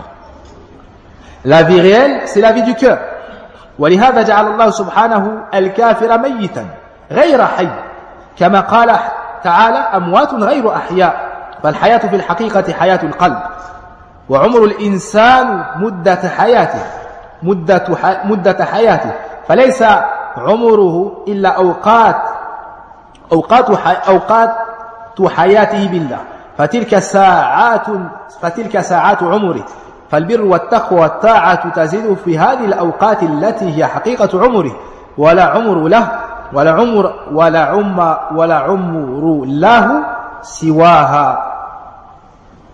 له سواها. Ce passage est magnifique, comme le reste du livre. Ibn Qayyim rahimahullah ta'ala nous dit la vie réelle, c'est la vie du cœur. C'est pour cela que ceux qui n'ont pas l'iman, Allah les a appelés morts. Ils sont morts. Celui qui n'a pas la foi, il est mort. Ils sont morts et non vivants, comme dans le Coran, dans Surah An-Nahl, verset 21. La vie réelle est donc celle du cœur. Et l'existence de l'homme consiste en la durée de vie de son cœur. L'existence de l'homme, c'est pas de sa naissance jusqu'à sa tombe. C'est les moments où son cœur était vivant. Ainsi, son existence n'est que le temps pendant lequel il vit par Allah. C'est là le temps de son existence. Ainsi, la bonté, la piété et l'obéissance augmentent ce temps qui est la réalité de son existence et il n'y a pas d'existence en dehors de celle-ci.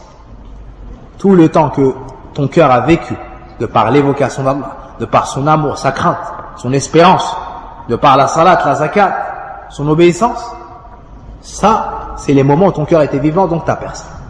Tous les moments d'insouciance, de haram, de péché, le cœur était mort, donc la personne, ce temps-là, était morte, et c'est pas compté dans son existence.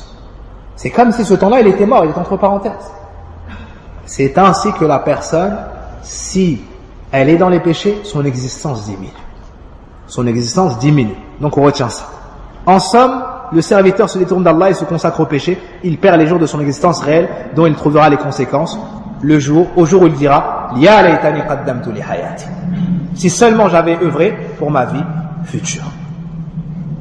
Ainsi, il voit ou non ce qui comporte son intérêt en ce bas monde et dans l'au-delà. S'il ne le voit pas, il aura perdu toute son existence, sa vie aura été inutile. Alors que s'il le voit, son chemin se prolonge en raison d'obstacles.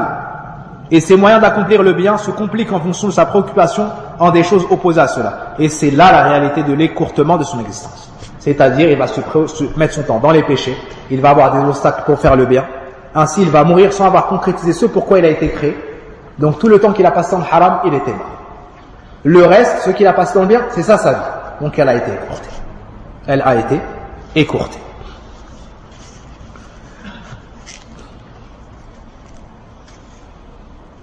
Pour faire des péchés, il faut du temps. C'est pour ça que les savants disent Ibn Adam, occupe-toi. Parce que si tu n'occupes pas ta personne par le bien, elle t'occupera par le haram. Pour faire le haram, il faut faire des plans. Réfléchir comment faire le péché, c'est du temps. Ensuite, il faut sortir, c'est du temps. Ensuite, il faut le faire, le trouver, c'est du temps. Quand il finit, il pense à le refaire. Et comment il va le refaire? Comment il va l'atteindre? Il dépense. Il faut de l'argent, il va chercher de l'argent pour faire le péché. Il faut voyager, c'est du temps. Tout ce temps-là, il n'était pas pour Allah Azza wa Jalla. Il n'était pas pour son cœur. Donc il était mort en réalité. Il était mort en réalité.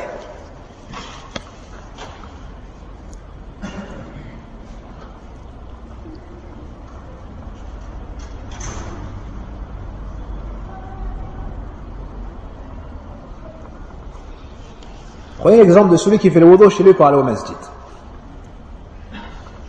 Il fait le wudu, ses péchés sont tombés. Chaque pas, on élève d'un degré. Pardonne des péchés. Il arrive au masjid, il fait dua. Il fait 2 raka'a, il s'assoit, il est en prière. Les anges font dua pour lui. L'adhan, il répète. La shafa'a du prophète sallallahu alayhi wa sallam. Dua entre l'adhan et qama, accepté. Salat, puis il fait la prière obligatoire. Combien de hasanat du moment où il a fait le wudu au moment où il a fait la prière obligatoire? Peut-être que tout ça, ça a pris 10 minutes, 20 minutes. Naam. Celui qui fait le péché, comme il était occupé au péché, il n'est pas venu au masjid. Au début, il ne laisse pas ça, mais il délaisse le masjid. Ça, c'est un exemple pour illustrer tout ce qu'on a dit. Il a perdu combien de biens pour un haram? Il était sur internet ou il était autre. Naam, où il était dans un travail haram, où il volait ou autre. Wal'iyadu billah. Combien de hasanat il a perdu? Combien de péchés effacés il a perdu? Combien de Wallah al-musta'an.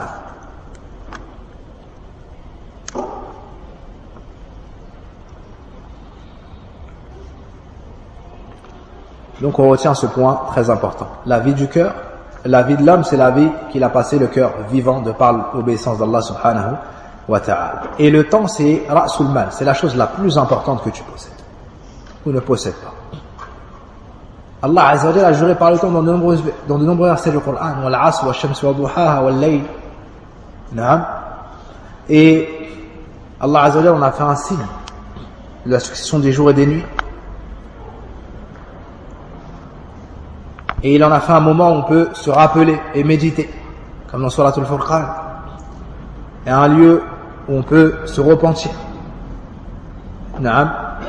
Ce temps-là, si tu ne l'utilises pas pour toi, il sera contre toi. Et sur ce temps-là, tu seras questionné à Mal-Qiyam.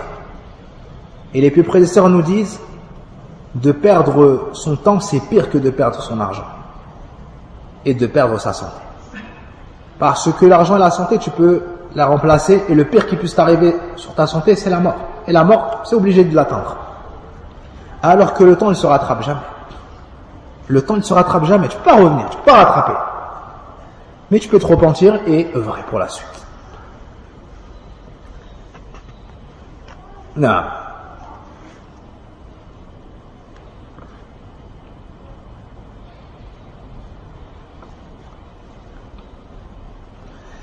Cheikh Abdel Razak Hafidahullah Ta'ala nous dit, si on a compris le 3e point, on comprendra alors que la vraie vie de l'homme ne s'arrête pas avec sa mort, mais elle commence.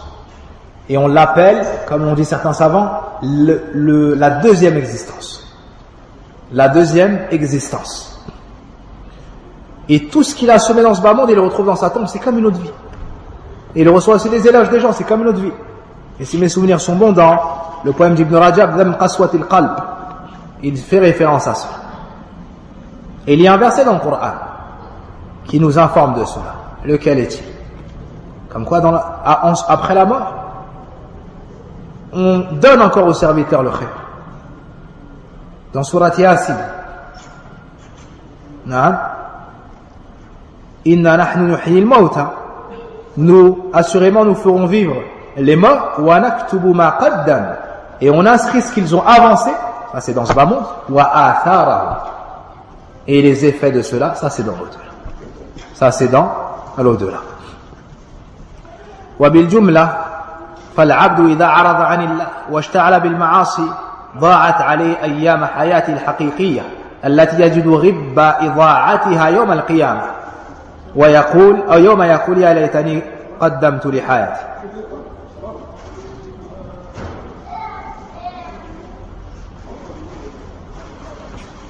طيب. وسر المسألة, je saute un petit passage, أن عمر الإنسان مدة حياته ولا حياة له إلا بإقبال على ربه والتنعم بحبه وذكره وإيثاره مرضاته.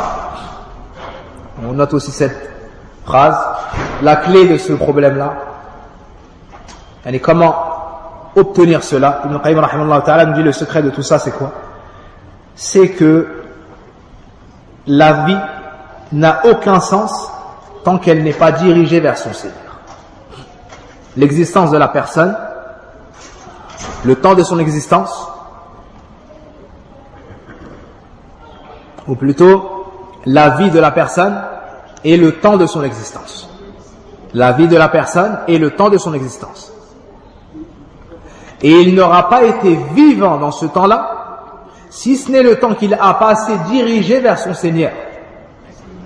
Si ce n'est le temps dirigé vers son Seigneur. Pour jouir de son amour, de son rappel, dans l'espoir d'obtenir son agrément. Ça c'est le résumé. Ça c'est le résumé. On va s'arrêter là et on continuera la semaine prochaine, Inch'Allah ta'ala. Là j'ai lu que quelques pages. Sur les effets, j'ai lu juste 3 pages. Et il y en a des dizaines encore. Et il y en a encore des dizaines. Allahumma sallim sallim. Le prochain, pour vous tenir en haleine comme ils disent, c'est anna al-ma'asi tazra'u amthalaha wa yuwalladu ba'dhuha ba'dha. C'est que le péché fait naître un autre péché. Et ils s'enfantent les uns les autres. C'est-à-dire à chaque fois que la personne tombe dans une faute, ça la pousse à tomber dans une deuxième, puis une troisième, puis une quatrième, jusqu'à ce qui arrivera, ce que va citer l'auteur. Et je l'ai dit et je le redis encore, cette page-là, sur laquelle je m'arrête, c'est une des meilleures pages du livre.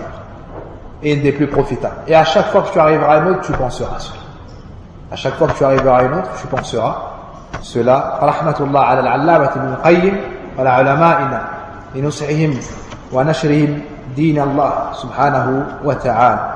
Allahu a'lam wa sallallahu wa barak ala nabiyyina Muhammadin wa ala alihi wa sahbihi ajma'in. اللهم اغفر لنا ذنوبنا وكفر عنا سيئاتنا وتوفنا مع الأبرار يا حي يا قيوم برحمتك نستغيث اصلح شأننا كله ولا تكلنا إلى أنفسنا طرفة عين اللهم وفقنا لتوبة نصوح اللهم عنا على ذكرك وشكرك وحسن عبادتك اللهم احفظنا من أثر الذنوب والمعاصي ويسر لنا توبة نصوح وعنا على ذكرك وشكرك وحسن عبادتك سبحانك اللهم وبحمدك أشهد أن لا إله إلا أنت أستغفرك وأتوب إليك والحمد لله رب العالمين. La rentrée, pour ceux qui se sont inscrits au cours d'arabe, c'est cette semaine-là. La rentrée pour ceux qui se sont inscrits au cours d'arabe, c'est cette semaine-là. Il reste quelques places dans certaines classes. La rentrée pour ceux qui se sont inscrits en cours de Coran, c'est également cette semaine-là. Il reste quelques places, particulièrement le jeudi. Et les femmes ont déjà fait leur rentrée la semaine passée. La rentrée des femmes pour le cours de Coran sera au début octobre. Et la rentrée pour les hommes et pour les femmes, le cours de sciences avec moi-même, sera aussi la première semaine du mois d'octobre. Le 2 pour ceux du mardi et le 6 pour ceux du samedi, si mes souvenirs sont bons. Et la rentrée pour les cours du vendredi, c'était aujourd'hui, Inch'Allah, on continue cela. Et par la suite, les cours seront après le Maghrib. Dans un futur, Inch'Allah, les cours seront au Maghrib car le Asr commence à être tôt pour qu'on puisse venir pour le cours. Jazakumullahu khayran. Lisez et relisez et notez ces points-là et propagez-les. Propagez-les. Et Inch'Allah, vous allez être la cause d'un grand bien. Certains ont arrêté des grands péchés par cette cause. Wallah. Certains ont arrêté des grands péchés par cette cause. Et sinon, on peut être une clé du bien et se faire du bien à nous-mêmes en premier lieu. C'est un grand bien. Barakallahu fikum. Assalamu alaykum wa rahmatullahi wa barakatuh.